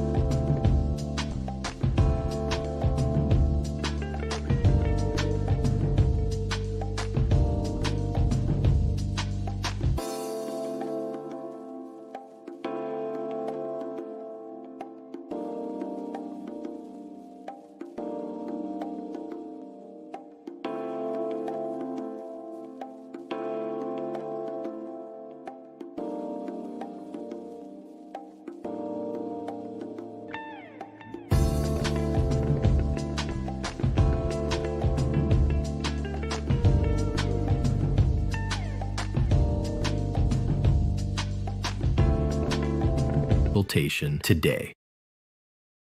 All right, Newsroom Live. It is just about 11:30. Thank you so much for sticking with us here on Newsroom Live. We appreciate it. We are giving you live updates as they happen from the courthouse in Lower Manhattan, where Luigi Mangione is entering a plea of guilty. His attorneys just made that announcement a few minutes ago, and we do have a live update of what is being said in court. So this is from the New York Times. The judge explains the rights Mangione is giving up by entering his plea. If Mangione did not plead guilty, he'd be entitled to a speedy and public trial. If we scroll up, even now the judge says Mangione has the right to change his mind. Judge Garrett explains the maximum sentence he receives is life in prison on each of the 2 counts of stalking that resulted in death. The judge says he will have to serve at least 85% of his sentence. If Mangione is convicted in a state case, the judge adds, it could be added to a federal sentence. All right, let's come back out here live into our newsroom. So that's where we are right now. Right now. Right up to the very last second, Linda Schmidt. But we want to also take a look back at where things were back in December of 2024. You know, it's really hard to believe, right? Because this December now, it's going to be 2 years since that murder happened. Yeah. So it just goes to show you how the wheels of justice can grind very slowly. Yeah. The reality of how things work. Not the case at all. I remember I was out there that morning and we got the call and, you know, they said shooting in Midtown. Right. That in itself was just sort of all alarm bells going, because as you know, when there's a shooting, there's a killing in Midtown Manhattan, Sure. It's kind of all hands on deck. Which never happens. Never and happens. it was just a few weeks before Christmas as well. Exactly. Which made it even more alarming And for then people. we get down there and the word on the street is, it looks like somebody was waiting That's right, lying by in the wait. side of the building and then executed this man. And then pretty soon we got this video. So can you pick it up from there? Okay, so what happened here is, first of all, Luigi Mangione, authorities say that he arrived in New York City on November 24th. Now, that was 11 days before the shooting happened. And these are surveillance pictures that were picked up of him around the city at various locations. And 9 times out of 10, he had a mask on. Right. But you could tell because he had the real bushy eyebrows. Yes. So every single picture then looked the same, and it was a very unique, identifiable feature that he had on his face. So he arrives here on November 24th, and then he ends up checking into a hostel on the Upper West Side. Got it. And So that's this picture right here becomes a key point in the investigation. That's right. And you notice he's smiling because he's in the hostel right there. And in order for him to check in, there was a young woman behind the counter. Mm-hmm. And so she was kind of flirting with him and he was flirting with her. And she said, well, in order for you to check in, I've got your ID here, but I need to see your full face. Can you please just take your mask down for me? Wow. And in that moment, he took down the mask. It is the only picture of him anywhere related to this case where he's not wearing the mask. And he's smiling there because he's flirting with her. That's what authorities say happened at that point. So at this moment, the NYPD had this masked assassin in this high-profile That's case. right. They're searching for a suspect, and then they get that photo. So now they have something to work with. And the public has something to see, to put a face with this incredible Absolutely. surveillance video. And then where do we go? Well, the murder happens 6:45 in the morning on December 4th. Okay. And that's in Midtown. Right. Comes up, we've got that famous surveillance, or infamous surveillance video. Shows coming up behind him, he's got a silencer on the gun and shoots him a couple of times in the back and kills UnitedHealthcare CEO Brian Thompson. After that, he is seen on various surveillance pictures and videos. He hops on an e-bike. He heads up to Central Park. So he heads north, and then he ends up at a Port Authority location up by the George Washington Bridge, gets on a bus, and he goes to Pennsylvania. He goes to Philadelphia. He goes to Pittsburgh. But where he ends up eventually is in Altoona, Pennsylvania. Altoona, Pennsylvania. Now, Okay. I'm very familiar with Altoona, Pennsylvania, Why is because that? it's less than an hour from where Penn State is, State College. State College is dead center in Got it. Yes. central Pennsylvania. Right. A lot of people around here, yeah. for And sure. I've been to Altoona multiple times. So that's where he ends up. And as a result... Can we pause it here? Stop it here? Okay. As a result, as a result of all of these surveillance pictures, he ends up in a McDonald's in Altoona, Pennsylvania. And that is on December 9th. And this is after a nationwide manhunt. So the shooting's has on been the triggered, 4th. right? And the manhunt lasts for 5 days. 5 and days. They track him on the 9th. That's right. They pinpoint him on the 9th. So he's in this McDonald's in Altoona, Pennsylvania. And a lot of the older folks, they go to the McDonald's and they meet like in the morning. Mid-afternoon coffee. Yeah. Right. Or even in the morning. Morning coffee. And they stop Right. there Morning and they chit-chat about what's going on. Somebody in that group recognizes him, Mm. goes to a McDonald's employee and says, I think that's the guy that they're looking for in the murder of that man in New York. I didn't realize. I forgot that that's how it happened. Yeah. Wow. That person then calls police, Altoona police. They show up at the McDonald's. And then, of course, we have that video from their body cam, from the police body cam from Altoona. And these are some of the frozen pictures of that. He is seen eating, and I think it's the home fries there, Yep. in a corner booth. And he doesn't have his mask on. And then the Altoona police approach him. They start having a conversation with him. And then, of course, he's got the backpack. In the backpack is a manifesto of sorts. Some have described it as a notebook. Yep. Many have called it a manifesto. Right. He's got the gun in there, which was a ghost gun. Not a typical handgun. Not a in typical that way. handgun. It With could a- be with made a- at home. Yeah. And so that's what it was. And then at that point, he's arrested. I don't know if you have it in your notes, just about the media or, because I can't remember what it was, but it was a very defiant sort of moment that I don't It think a lot was. of people were expecting. No, a lot of people were not expecting that. You would expect him to be more like this, more docile, but he was very defiant. I don't remember exactly what he was screaming, but he was very angry in that other video that you were just talking about. And I, too, do not remember exactly what he was saying. But then he was in Pennsylvania for a while, and then on December 19th, he was extradited here to New York. That's this video. With this video here. Now I remember this video. Yeah. In the orange jumpsuit, surrounded by FBI and other federal agents, as well as then Mayor Eric Adams. Right. And so he was walked into New York City and he was taken into the federal prison system.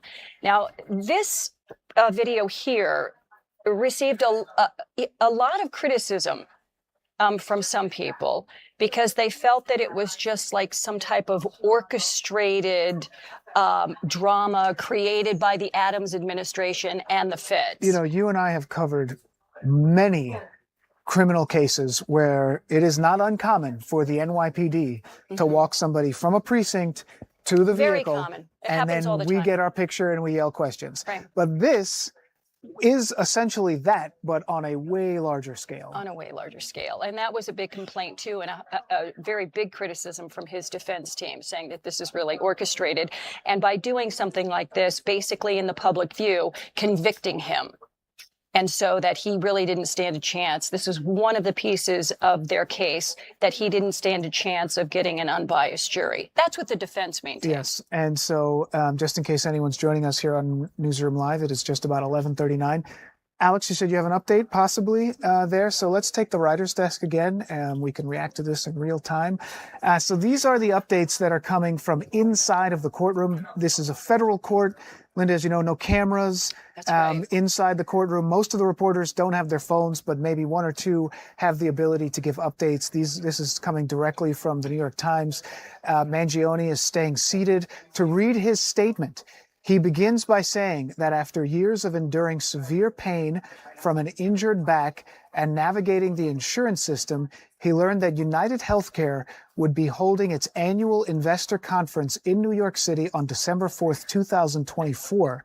Although the specific location was not publicly disclosed, he said he researched the event online. Is there more above that, Alex? Do you want to pick it up there, Linda, if you want to? He says that he traveled to New York City and emailed UnitedHealthcare leadership. He also talked about here that he did print a gun with a 3D printer and affixed it with a silencer. Now, this is all information that we have known pretty much since 2024. And that in addition to what you just said there, Dan, he says that he traveled to New York City and he emailed UnitedHealthcare leadership posing as an investor to get information about the conference. And he said he got a response within an hour. So that's how he knew who was going to be at that conference, what time it was starting. And then, as you were talking about earlier, he just went there and he waited until Brian Thompson, the CEO, walked by. And there he was. He was covered pretty much from head to toe, Luigi Mangione. He had a mask on, pulls out a gun. It has a silencer on it. and fires multiple shots into Brian Thompson's back. And here is the statement. Here are the words. Quote, "I shot Mr. Thompson in Manhattan," Mangione tells the judge, adding, "I understand that my actions would place him in fear of death or bodily harm, bodily injury.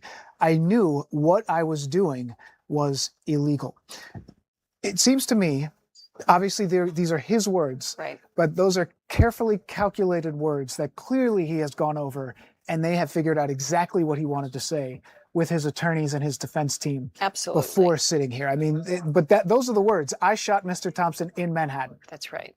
And this is something like you're saying right now. This is not a haphazard thing where he just decides, oh, I'm going to say this. Premeditated. No. Yeah. They sit down, they go over the exact language, and then they go over that language again because his legal team, in doing so, is trying to do the best job as well for their client, who is now pleading guilty to murder. And in some sense, what he is saying there is that I had a problem with UnitedHealthcare in particular. That's right. Because I had a medical issue. Because I had a medical issue. I was upset about the costs of this. And this is why I did it. But so much of his support, as you know, was from people who saw him as this vigilante of justice because of attention that he, in that manifesto, had allegedly said, which it looks like now we can sort of confirm it, and that he stood as this vigilante of justice who was going to carry this out. This is sort of narrowing that a little bit. So, Linda, we'll go to a quick break, and when we come back, it looks like we're getting very close to the end of this guilty plea from Luigi Mangione. The words that he said in court this morning: "I shot Mr. Thompson in Manhattan." We'll be right back.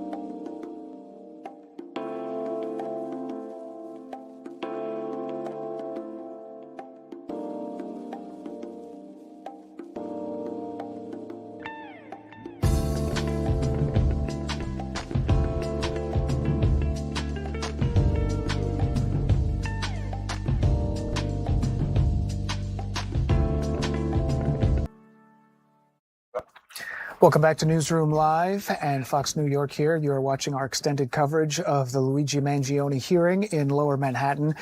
And we did just get word that Mr. Mangione has admitted that he shot Mr. Thompson in Manhattan, Brian Thompson, the UnitedHealthcare CEO. And just above that, this is the update that we're getting from the New York Times. Most reporters do not have cameras or phones inside. Or computers, unless they are, they cover the federal court on a routine basis. They are the only ones. That's why we're getting this information from the court. And it looks like here, and the keywords there were, "I shot Mr. Thompson." And then the next thing that we see here, the judge asks Mangione how he pleads to the 2 counts. Mangione says, guilty. If you want to pick it up from there, Linda. You know, it's really powerful when you see those words and you see the written word. Alex, can we go ahead and go back to the part where Dan was reading before? There we go. I shot Mr. Thompson in Manhattan. Quotation marks. There he is in a court of law and a federal court in this country admitting to murdering the CEO of a healthcare company. And it was 2 years ago in December. And so much of this information we have now known about for quite some time now. You know, it happened December 4 of 2024. Within several months, we had so much of this information. Overwhelming evidence in some sense. Overwhelming, because you had the surveillance videos and the pictures of him throughout this city and elsewhere. And that was starting on November 24, like I was talking to you about earlier. That's when he first arrived here in the city. And he came with the intent of killing Brian Thompson. And that's what he is now admitted to. And so let's go out to Stephanie Bertini. If we take a look at our big board. Oh, no, there we just go right to her. Stephanie, so we are getting these live updates as they are coming through. I don't know if you're seeing it as well, or if there's been any reaction from any of the crowd that is out there this morning, but it appears that Mr. Mangione has entered his guilty plea and has directly admitted to killing Brian Thompson. And the latest update that we have is that the hearing is now over. So, Stephanie, what are you seeing out there? Yeah, I've been following those updates from inside the courtroom. Dan, as you mentioned, of course, most reporters are not even in the courtroom. A lot of them are outside, and the reporters inside, they don't have their cell phones. So we are getting information from the journalists inside, and then it's essentially being funneled outside. There is a long media row. I'm at the end of one of the media rows. Right over my shoulder here, another media row. All eyes on federal court in Manhattan today. It was 11 o'clock, that scheduled hearing, and it was scheduled because we expected Mangione to change his plea to guilty. And now we've heard him say, yes, I killed Brian Thompson. Those updates were coming here to us as we've been getting that information. I've been getting it via my cell phone, Fox News giving us information, of course, our mothership. And also we're watching the reporting that's happening in real time, Dan. And so it is both an advantage and a challenge when we think about the technology we have to be able to report today outside the courtroom, because we can bring you that information almost in real time. And everything is so crucial and important, Dan, because you hit it exactly. There is so much public interest. We have a lot of onlookers here outside the courtroom, people with cell phones, taking photos, taking videos. They've come here to catch a glimpse, essentially, of anything. We did not see Mangione, as you could probably imagine, outside the perimeter here, but we know it was right after 11 that he appeared in court. We know that he then delivered a statement, and we know that before that, his lead attorney essentially did indicate to the court that he would be changing his plea. So the big situation now revolves around that state case. I have a legal expert just feet away from me because we're going to be bringing him in for the news broadcast, Dan, but I was debriefing with him, and what he's basically said is, because as we've been talking about, Dan, you've been talking about it with Linda there in the newsroom, this is a big deal for that state case because now he has said, look, I'm guilty. I did this. So essentially, it could mean under double jeopardy here in New York that state case becomes no more. He was actually scheduled to start the state trial in September. The federal trial was scheduled for January. So now a lot of questions about what happens next. This is a huge turn in a major case, a story that has really taken not only local, national, but also international interest. So many people have been weighing in on Mangione, his possible motives online. And so we can imagine now that we're going to see that current electrify because, again, there is so much public interest in this, Dan. Stephanie, thank you very much for that reporting. Stand by if you can, just to get people up to speed if you're just tuning us in here on Newsroom Live, because we are getting these updates live as they happen. The hearing is over. Luigi Mangione has accepted the plea of guilty from the suspect in the killing, no longer a suspect, but from the man who shot and killed UnitedHealthcare CEO Brian Thompson. Mangione, according to reporters inside, has shown virtually no emotion during the proceeding, but has answered questions solemnly and clearly. And so, go ahead. And Dan, it's really important to point out here, too, because we no longer have to use the word reportedly or the word allegedly. Yep. Now he is a murderer. Admitted it. He's admitted it. He admitted it in a federal court. And as several attorneys that I've been hearing talk about this case in the past 2 days, including criminal defense attorney Peter Frankel, who is superb, who you have had on today, it is not a plea deal. This was not a negotiation that went on between the feds and his legal team. They didn't offer him anything. It is a plea. He simply changed his mind from not guilty to guilty, and that's it. Exactly. And so the question now moves from the headline that Mangione pled guilty today to the bigger legal question of what is going to happen next. A guilty plea in federal court, as you just mentioned, does resolve this part of the case, but it would not necessarily end the New York State murder case. And as you know, because you've been to the state courthouse many times, I'm sure covering this is some element of this. Alvin Bragg and his team, the Manhattan DA, worked incredibly hard to dig up a lot of the evidence and things along those lines. And they fully expected to be able to move forward with this. Absolutely. Well, you know, the murder happened in this city. Is there some breaking news you wanted to read? We're expecting remarks from them. Okay, so this is just coming in from the Southern District of New York. It tells us that immediately following the proceeding, which is right now, remarks will be provided on the steps of the main entrance of the Thurgood Marshall United States Courthouse, which is where we are. We're expecting James McDaniel. And you did mention that you saw someone walk in, and it looks like Jessica Tisch. Yeah, the NYPD commissioner. We were just looking at some video on the big board here, and I think it was during the break, and I saw her walking, and I'm like, wait a second, I think that's the police commissioner. And I saw her back going into the building, and apparently that is her because she's going to be a part of that press conference that they're going to be having shortly. But yes, you know, Alvin Bragg's office, the DA's office, they worked incredibly hard on this, along with the NYPD, because it was because of NYPD detectives and them scouring hours and hours and hours of surveillance video. I mean, it could be hundreds of hours of surveillance video that they scoured. To get those 2 or 3 images. To be able to get those 2 or 3 images. In addition, there was that one image, the infamous image of him in the back of a cab. And his face is also covered by a face mask. That was one of the early images as well. That was the NYPD. They were the ones who found that image in a yellow New York City cab. So there you go. There it is right there. And you can see Crime Stoppers up there with the NYPD. And there he is outside of the cab, walking outside of it. So it's interesting you say Crime Stoppers because at this point, this is the person that they were looking for. Call 1-800-577-TIPS.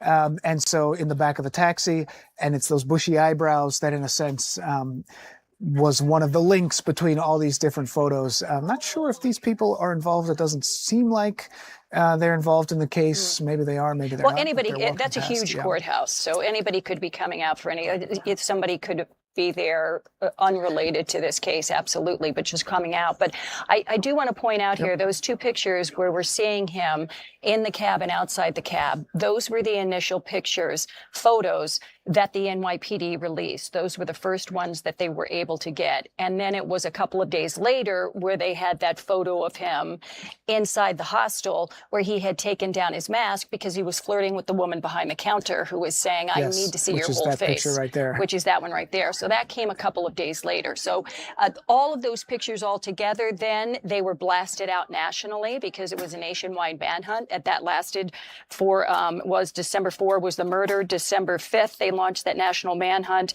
And then December 9, 5 days after the murder, that's when he was identified in that McDonald's in Altoona, Pennsylvania. And just sort of zooming out here, this case obviously became an international case, not just because of that surveillance video and how this assassination, in a sense, took place, not just because of who Brian Thompson was, the head of UnitedHealthcare, when clearly it looked like this person was targeted because of who he was. Correct. And then, in some sense, because Mangione is this young, guy who is 28 years old from a well-to-do family. Right. Highly educated in some sense. All of this adds to the intrigue. And then the reasoning that at least was laid out in some of the early manifesto information, that I'm a vigilante in a sense, trying to bring attention to this inequity in the healthcare system as he described it. That's right. And it's not just about me. I'm trying to help all of you who have been wronged by the healthcare system in this country. Exactly. And then so we saw his supporters grow. We saw a website that was created for his defense, more than $1 million that was sort of raised. But that's why I think it's interesting today, because he didn't talk about all that. He didn't talk about how, I did this because of the things that I believe with the United States healthcare system and what I think is wrong. Right. Did you notice that? It was very narrow. Focused on him. Exactly. This is what happened to me. Exactly. This is why I did it. Right. And that's it. And he can't argue that it was an impulsive decision. But that, because obviously he planned it, but in a sense that this, and I wonder if that he's hoping will influence the decision from the judge later on about what a sentencing might be. Well, Peter was talking to you earlier, saying that he could get up, Peter Frankel, a criminal defense attorney here in the city. Wasn't he saying to you that he could end up getting sentenced to 30 to 40 years? He said that this charge, the two charges, stalking that result in death on the federal side, carry the possibility of life in prison. Okay. But as you say, 30 to 40 years is what the defense team will argue, because on the state side, if you're convicted, it's a mandatory life sentence. And so it's all a high stakes gamble in some sense, right? That's right. But the judge has already said this morning that whatever the sentence is, he has to serve 85% of his sentence. Yes. And so that's a huge chunk. That is a huge chunk. For a 28-year-old. It is, but it's not the whole thing. No, it's not the whole thing. If you get a life sentence along those lines. So we have about 2 minutes until our noon broadcast starts here. And we are waiting, just in case anyone is curious, we are waiting to see the federal prosecutors who are expected to leave this courtroom in just a few minutes. It's going to be Jamie McDonald, who is the U.S. Attorney for the Southern District of New York, and also James Barnacle Jr., the FBI New York Assistant Director in charge. And then significantly, Jessica Tisch, the NYPD Commissioner. That's right. Because you imagine that her perspective on this, obviously not a federal agent in any sense, but her perspective will be, this is the result of the hard work from the men and women from my department. That's right, from the NYPD. But also something else that she will say is that there is a close connection between not just the NYPD, but also the feds, the FBI. Yeah. And it was all of the federal partners that they work closely with on a day-to-day basis, by the way, because we have federal task forces with the NYPD. And so they do work hand in hand together. So she definitely will be making that point at that news conference today. All right. Linda Schmidt, thank you very much. I know you'll still be on this case throughout the rest of the afternoon as we cover things here, not just in the noon, but also all of our Newsroom Live at 2 and 4 and 5 and 6 and throughout the rest of the day. But we do want to head up to Ryan Christopher up in the studio, who is going to pick up our coverage as we keep track of the very important breaking headline news of the day. Luigi Mangione changing his plea from not guilty to guilty. The judge accepting that plea in court this morning.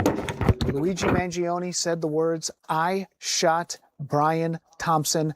I knew it was illegal." So we'll send it up to Ryan Christopher, who's going to continue our coverage this afternoon. Fox 5. This is the noon.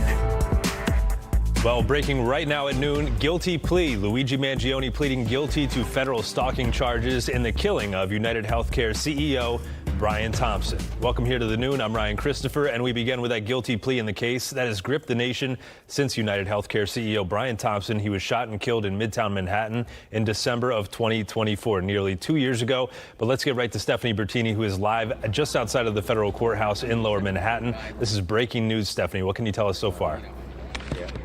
hey, I mean, what a major twist in this very high-profile case. So now that we know Mangione has said, yes, I did this, he has pled guilty, the next question is, what happens next? That's basically the big question this afternoon. And I got to tell you, a lot of people have a lot of questions because this case has so much interest from around the world, really. Mangione, he's accused of killing UnitedHealthcare CEO Brian Thompson. He has now admitted to doing this. He changed his plea to guilty inside Manhattan federal court. That hearing, it wrapped up about 15 minutes ago, and this comes after quite some time of us covering this story, both the federal case and the state case. Major questions on the state case now. We're going to get to that in just a few minutes. I want to bring in our colleague, Antoine Lewis. Antoine, you were inside. Yes. You just got out here within the last couple minutes. It wrapped up, what, 15 minutes ago or so, more or Yeah, less? it was around 11:44 Right. when we were walking out. And just to give you a little bit of a sense of it, we can also let everyone know that the Thompson family was inside the courtroom as well for today's hearing. Luigi Mangione did make statements. He was allowed to basically read aloud, what he's admitting to which he kind of just went through with sentences, just explaining how he came to New York City, how he initially posed as a insurance investor to gain information on a conference that healthcare organizations, including UnitedHealthcare CEO Brian Thompson, were going to be attending in December. And that's how he was able to find out the location of where Brian Thompson was going to be. This stuff is very interesting for a lot of people. We got to wrap because the control room is telling me we have a live presser right now. We will come back shortly. Let me throw it back inside. We'll be back in a few. Certainly. Right now, we're going to take a listen to that presser. This is with the defense team in this Luigi Mangione case. Take a listen. Isolated event. Mr. Mangione has been unfairly treated since the outset in every way and has successfully fought off terrorism charges and the death penalty, while also fighting at the same time 2 simultaneous prosecutions in 2 jurisdictions who are trying to punish him twice for the exact conduct. He's been treated differently from every other defendant charged with this offense in New York. However, thankfully, New York law does not allow this. New York law does not permit a person to be prosecuted and punished twice for the exact same crime under a statute that governs successive prosecutions. It's also known as the double jeopardy law. Today's guilty plea triggers this statute, and we just filed our motion in state court explaining why the state charges must be dismissed under New York's double jeopardy protections. We will not be taking any other questions. Thank you so much for coming. Madam, does your client have any remorse for the man he shot in the... And again, that was the defense team for Luigi Mangione in court after he just pled guilty in federal court. And with dueling federal and state cases right now, there's a lot to break down. Criminal defense attorney and former prosecutor Peter Frankel joining us right now on the Noon. Peter, how does this guilty plea shape both the state and federal cases moving forward? Yeah, Ryan, it's a great question. This was referred to as an emergency hearing. This really wasn't an emergency. I think a lot of people expected that at some point Mr. Mangione was going to have to take a plea in this federal case in order to try to trigger double jeopardy, which essentially means the inability of the state prosecution to go forward, to be barred, because he's already pled guilty to the same or similar charges. So what's going to happen now is his defense team is going to file a motion. Obviously, the state is already aware of what's transpired this morning, and their position is going to be that the state indictment has to be dismissed. And I was going to say that his defense team just mentioned that he did avoid the death penalty. Is that certainly the case here in this federal case? And how could this evolve moving forward? Because, again, we're still dealing with 2 cases, but you're saying the state case will likely be dropped? I think it likely will. And you have to remember that notwithstanding what sentence he ends up getting in the federal case and whatever happens in the state case, he was originally charged with a death penalty case in the federal court, as well as a life without parole charge in the state court. Both of those were dismissed. So the defense team was at the point where they were kind of running out of options, and the best option available that was left was to put themselves in the position where they could ask the federal judge, Judge Garnett, for a non-life sentence and also seek at the same time to have the state prosecution dismissed. Do you think this is the outcome that the defense team was looking for, for lack of better terms, a best case scenario in Luigi's case? Yeah, I think it's a really good question because there was an overwhelming amount of evidence of guilt in these cases. So for him to think that there was a possibility to go to trial in both cases and being acquitted, I don't think was ever a realistic thought for them. So this is probably ending up where, for at least some period of time, they anticipated that it would be. And let's also talk about that federal case still moving forward. The date is set for December 18th. Do you think that is still going to move forward? And what do you foresee in a potential sentencing? So there is going to be a tremendous amount of litigation now, submissions made in the federal case with respect to what each side believes is the appropriate sentence. So there is no longer a mandatory life sentence in federal court for him. His team will put in comprehensive submissions as to what they think is an appropriate sentence in this case. I would not be the least bit surprised if the government asks for a life sentence. And at the end of the day, and I'm sure that Judge Garnett explained this to Mr. Mangione today, it's going to be up to the judge. Nobody can tell him what he's going to get. Only the judge knows. And when she pronounces sentence in December, which will likely happen, everyone will hear at the same time. All right, thank you very much. Criminal defense attorney and former prosecutor Peter Frankel. Now let's listen in to the prosecution. Take a listen. Stalked and murdered Brian Thompson in cold blood on a public sidewalk in Midtown Manhattan. Just a few moments ago, Mangione pled guilty to his heinous act. This was not a spontaneous act of violence. It was deliberate, calculated, and premeditated. In the days leading up to the murder, the defendant very carefully prepared for the attack. Mr. Thompson's whereabouts, conducted surveillance along the route he knew Mr. Thompson would take, and positioned himself to carry out the plan. Then, on a sidewalk on West 54th Street, the defendant murdered Mr. Thompson, shooting him from behind with a 9mm handgun equipped with a silencer. He shot Thompson twice at close range. The second shot came as Mr. Thompson turned and faced the defendant. The defendant did this as everyday New Yorkers walked nearby, and while the rest of the city woke up to start their day. Mangione then ran away, leaving Mr. Thompson to die. The defendant committed this murder in an attempt to draw public attention to his dislike of certain businesses. But we live in a civilized society governed by the rule of law. We debate, we disagree, we protest. We do not commit murder. No grievance, political belief, or ideological cause can ever justify murder. There can be no celebrity in assassination. Any person who celebrates, encourages, or excuses actions like these is fundamentally wrong. Mangione attempted to send a public message through violence, but the message that emerges today is very different. Violence is not a legitimate instrument to promote any political or social message. And those who resort to violence in an effort to advance their beliefs will be prosecuted, convicted, and put in jail.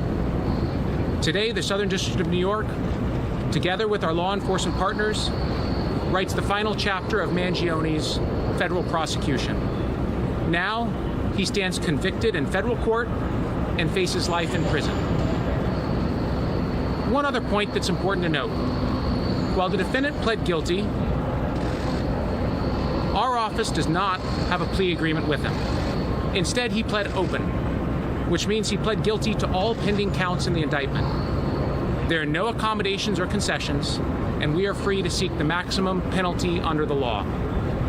I'd like to thank the dedicated prosecutors of our office's Violent Organizations and Crime Unit, who are beside me, for their remarkable efforts to bring this case. I would also like to thank the NYPD and the FBI, whose tireless and incredibly sophisticated investigative efforts made this conviction possible. Finally, I want to express on behalf of all of us here our deepest sympathy and compassion for the many family members and friends of Brian Thompson. Mr. Thompson's family and many of his friends were in court for the guilty plea today. I know they will have an opportunity to be heard at sentencing. We all stand in awe of their love for their family and for their friend, and their unwavering commitment to seeing justice done in this case. We hope they can take some solace in the fact that from the beginning, we have brought the full force of the federal government to bear in this case.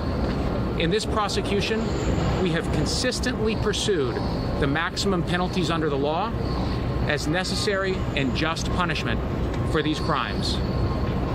The result achieved today now allows our office to seek the maximum penalty allowed, life imprisonment, which, as I've conveyed to Mr. Thompson's family, is what we intend to seek.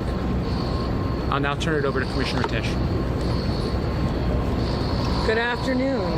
Thank you, U.S. Attorney McDonald, and thank you to the prosecutors and the federal law enforcement partners who have worked alongside the New York City Police Department throughout this case. Today, Luigi Mangione pleaded guilty in connection with the murder of Brian Thompson on a Midtown Manhattan sidewalk in December of 2024. This is an important moment of accountability, and my thoughts remain first and foremost with Mr. Thompson's family and everyone who knew and loved him. But I also want to take a few minutes today to recognize the extraordinary police work that brought us here. From the moment that Mr. Thompson was assassinated on the morning of December 4th, the NYPD mobilized an enormous investigative effort. Our detectives combed through thousands of hours of surveillance video, followed up on hundreds of tips, and worked through an extraordinary volume of forensic and digital evidence. They used some of the most sophisticated technology available to law enforcement, and they paired it with the kind of painstaking, old-fashioned detective work that has defined the New York City Police Department for generations, interviewing witnesses, canvassing neighborhoods, retracing the suspects' movements, and pursuing every viable lead. Most importantly, they developed a clear image of the man we were looking for and got that image out to the public and to law enforcement agencies across this country 5 days after the murder. That work paid off in Altoona, Pennsylvania, where an alert member of the public recognized Mangione and local police took him into custody. That was not simply a lucky break. It was the culmination of 5 days of relentless investigative work that gave the public the information it needed to recognize the suspect and gave our law enforcement partners what they needed to act. This case began with the worst kind of violence on our streets. It was answered by the very best of the New York City Police Department. To every member of the NYPD who played a role in this investigation, you should be enormously proud for bringing us to this day. And to those who idolize Luigi Mangione, I say this: violence is not a cause, murder is not a message, and a killer is certainly not a hero. Now I'd like to introduce the FBI's Assistant Director in Charge for the New York Field Office, Jim Barnacle. Thank you, Commissioner. Good day. My name is James Barnacle. I'm the Assistant Director in Charge of the FBI New York Field Office. I want to begin by addressing the family, friends, and colleagues of Brian Thompson. We had the chance to sit down with the family this morning, and they are still grieving, and they have been grieving for almost 2 years as Brian was taken away in the most heinous way possible. They lost a son, a brother, a husband, and a father, and a friend, and many colleagues and other people. The family deserves closure, the clarity, and the assurance that every step taken throughout our investigation, the New York City Police Department's investigation, the Altoona Police Department's investigation, and the U.S. Attorney's Office prosecution reflected the gravity of the situation and the importance of Brian's life. While today's plea doesn't replace the void he left behind, I hope it offers a glimmer of the closure that the Thompson family and friends deserve. This tragedy shocked the nation and left a deep impact on everyone it touched. Violence driven by hostility toward opportunity and success stands in sharp contrast to the values true Americans hold dear. But rest assured, this FBI and our partners never stopped working to bring this killer to justice. While a plea was entered today, we know the crime has not been erased. Thank you to the FBI's Violent Crime Task Force, our largest partner on that task force, the New York City Police Department, the New York State Police Department. Thank you to the prosecutors and the United States Attorney's Office for the Southern District of New York, led by Jamie McDonald. Thank you. And I want to thank the officers and detectives of the New York City Police Department, led by Commissioner Tisch, for your agency's unwavering pursuit of truth and accountability. Thank you, Commissioner. I'd also like to thank the Altoona Police Department in Pennsylvania and the Pennsylvania Department of Corrections, who helped facilitate the extradition to New York. We're incredibly grateful to our partners, and we wish the Thompson family comfort and strength as the legal process continues. Mr. McDonald. Thank you. Thank you all.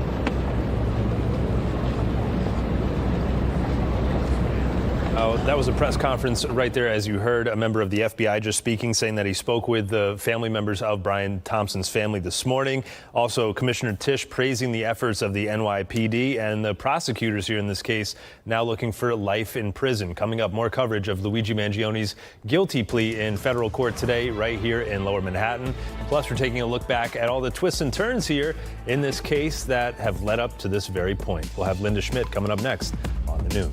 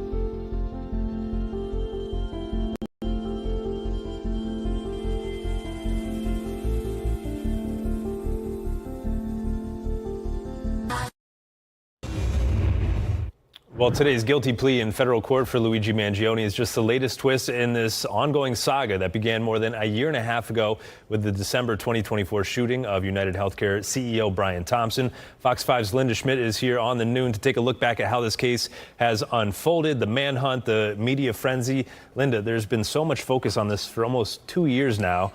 And you were there when it all started, when it unfolded. What's been your takeaway here in this case? It's been so unique. You know, it really has been unique, and it's hard to believe that in December it's going to be 2 years since this all happened. But what ended up happening here, I'm going to break down the timeline for you. First of all, Luigi Mangione, he arrived here in the city on November 24th. Now, he ended up checking into a hostel on the Upper West Side. This is the video right here of the actual murder and then the crime scene afterwards. That was on December 4. But my point that I want to make here is that he arrived here in the city on November 24th. He was here in the city for 11 days before that murder on December 4th. Now, the reason that the authorities know this is because there is plenty of surveillance video around the city that they were able to glean.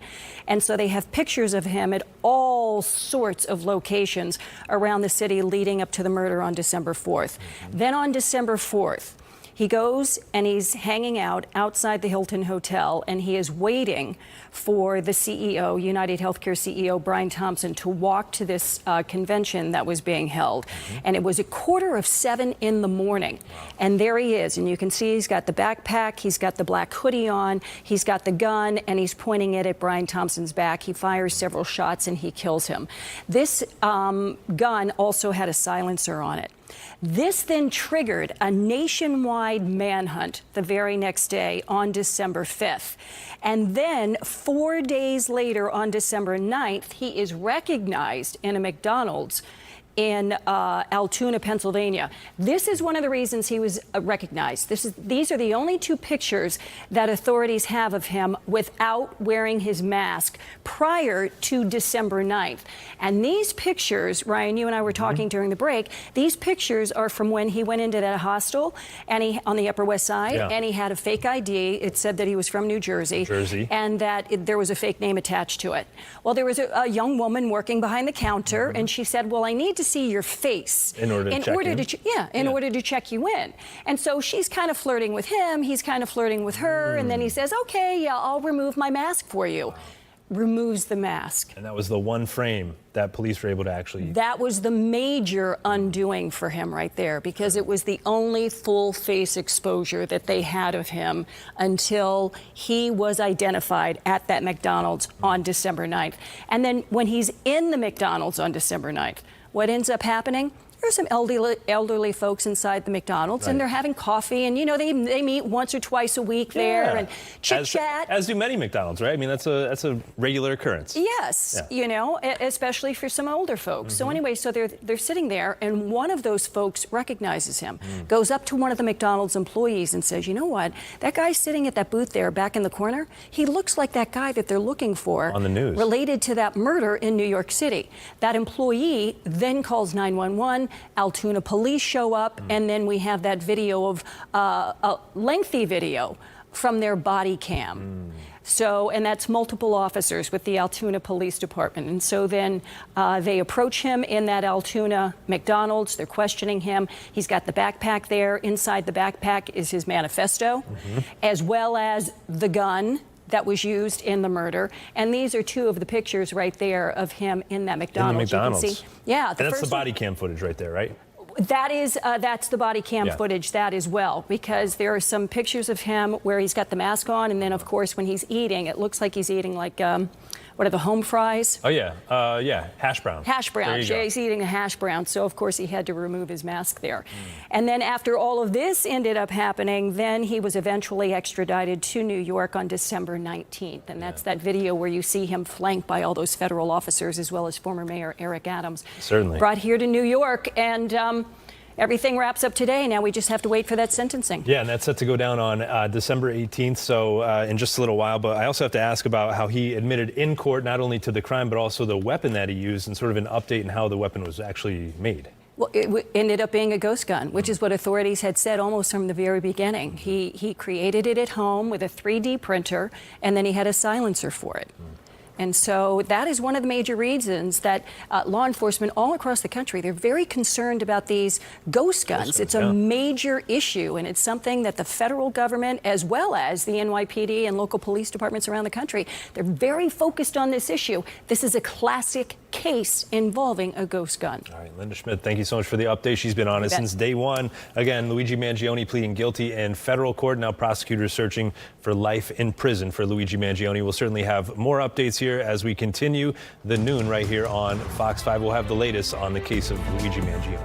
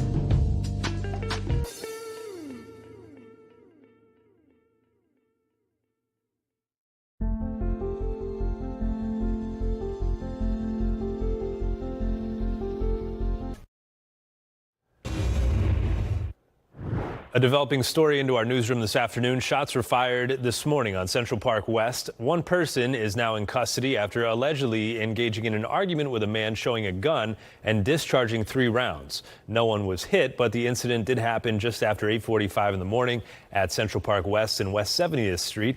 The investigation into this incident is ongoing. All right, and now let's head on over to Long Island. Developing news is President Trump will be on Long Island today, all campaigning with Republican candidate Bruce Blakeman in the race for New York's next governor. Now, the president's visit is being described as a forum on public safety. He'll be visiting the Nassau County Police Academy in Garden City. Yesterday, Blakeman was asked about how some people think that the president's visit can actually hurt his campaign since Trump isn't so popular here in New York. There are a lot of people in New York who disagree with President Trump's policies, but I think they appreciate the fact that they'll have a governor that can pick up the phone and talk to the president and get instant results.